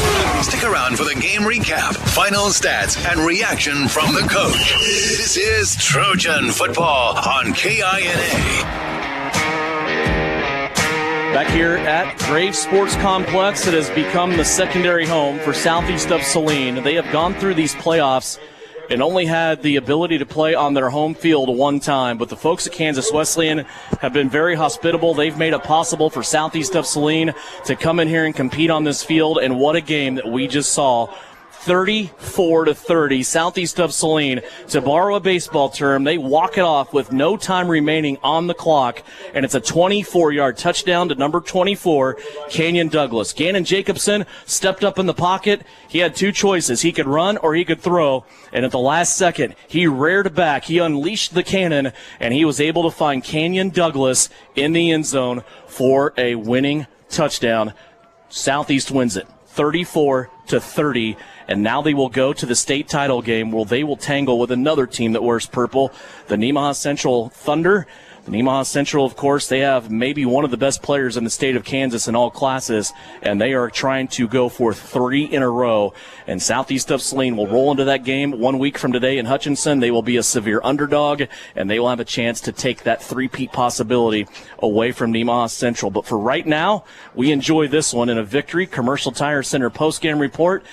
And right now the fellows getting their pictures taken as we await the arrival of head coach Mitch Gebhardt and his comments to Russ Kossel. And we don't have a 2-second delay here, Russ, so try to calm Coach down before we get ready to talk about this one. But your perspective on that last play. Wow. I mean, that whole drive really is just go back and think about it. When they got the ball, 38-ish, whatever seconds left, and Gannon just orchestrates the drive of the year, right? The drive of the last 3 years. The revenge that they've had where they've been stuck and haven't been able to get past this game. The emotions down here on the sideline. The first person I saw coming down here was Mitch's wife, Angie, and she is, I don't know how to explain the emotion that I saw from her down here on the sideline. Yeah, this is 3 out of 4 years now. Southeast of Saline has made it to the sub-state round, and they have not been successful. And it's silly, right? I mean, and I got a little chippy with some people this week because I got texts and phone calls and conversations that sounded like, do you think Southeast of Saline's finally going to do it? Like, this is a football program that stinks. And that's not the case at all. You got to have a lot of luck. You got to have a lot of fortune. You got to have a lot of guys like Gannon Jacobson making plays like that. And Gannon screwed up. Let's not ignore that. Gannon screwed up. He made a mistake. He threw an interception on first down on their previous possession. But how many times tonight did we see guys come back and atone for their mistakes that were made? We saw Caden Berrigan do that. He dropped the first down, but then he comes back and gets a touchdown later on in the first half. Gannon probably had the biggest redemption tonight. After throwing that interception on first down, he comes back and he leads his team as a junior quarterback and a first-year starter to a victory and punches their ticket to go to state next Friday, the day after Thanksgiving. Don't eat too much because we got a lot to do on Friday from Hutchinson as we will be playing at Hutch Community College. Kickoff for that game is scheduled for 6 o'clock at the Salt City. Let's go down to Coach. Coach, what a play, what a drive. Gannon, I think he'd be the first to admit he made a mistake on that screenplay on the drive before, threw it into coverage, but he comes out and probably orchestrates the best drive I've seen in a quick 2-minute drill of taking the ball, running when he had to, getting it to the sideline, scrambling when he needed to, but more importantly, what a team win. Well, and I'm not blaming Gannon for that. Sometimes when a coach goes to the well too many times, and that would be me, they figure out what you're doing. And we were hoping to get yards on that, and we didn't, obviously. But this kind of way our kids are right here. They're not going to give up. They're going to keep fighting. They're going to keep digging and clawing. Could have we made some plays in the first half that would have made this a little bit different? Sure. And we played Beloit the first time we did. But, our kids kept digging, clawing, fighting. And, our kids, the 2 receivers that went down the field on that last play were completely exhausted, but that didn't matter to them, And when that coverage went over on Tucker and Canyon popped open there, I was feeling pretty good about it. Yeah, and, you can go back into this game, and Beloit's a good team, right? You see him twice. Joel Rexroth, he's that guy at running back. Their offensive line was good. Their defensive line was good. But your guys stepped up, more importantly. You didn't give up on them. They didn't give up on you. They knew it was an uphill battle with, under a minute when you get the ball back and you got to go 80 yards. Yeah, and like I said, that's just the mentality of our kids. They're going to fight and claw until the clock shows 0, and we did that again tonight. So I'm pretty proud of them. Very proud of them. Yeah, like I said, it's a team win. It's everybody. It's the managers. It's the players. It's the coaches. It's the parents that are out here that you see all the emotion from as well. But I think we'll just end with this because this is the first time I've got to say this in the sub-state round. Went 1-0 this week. We did go 1-0. You go 1-0 finally in the week that it matters, yep. And you get another week of practice, and now you get your chance at the state title next week. You bet. This is what we've been working for. This is what the kids want to do, and we're going to try to go 1-0 next week. All right, Devin, a lot of emotion, a lot of excitement down here, and we're going to let Coach go celebrate. Thank you very much, Russ. Is there any doubt what is our Vernon Jewelers gem of the game? It is that last play, and what a play it was from Gannon Jacobson down the field on the left-hand side as he was able to hit Canyon Douglas in the end zone for the go-ahead touchdown. Just putting numbers together right now, it is unbelievable when you look at the game that Gannon Jacobson had in this game. And you talk about Everhart precision passes. I say that plural because tonight Gannon Jacobson went off from the quarterback spot. We knew what Beloit was going to do coming into this game. They were going to try to eliminate the run, and they did. They held Southeast of Saline to the lowest rushing output in quite some time, just 68 yards for Southeast of Saline on the ground. But here's Gannon Jacobson's numbers unofficially. 21 of 34, 371 yards, 5 touchdowns, 1 interception. Those are Gannon Jacobson's numbers for tonight.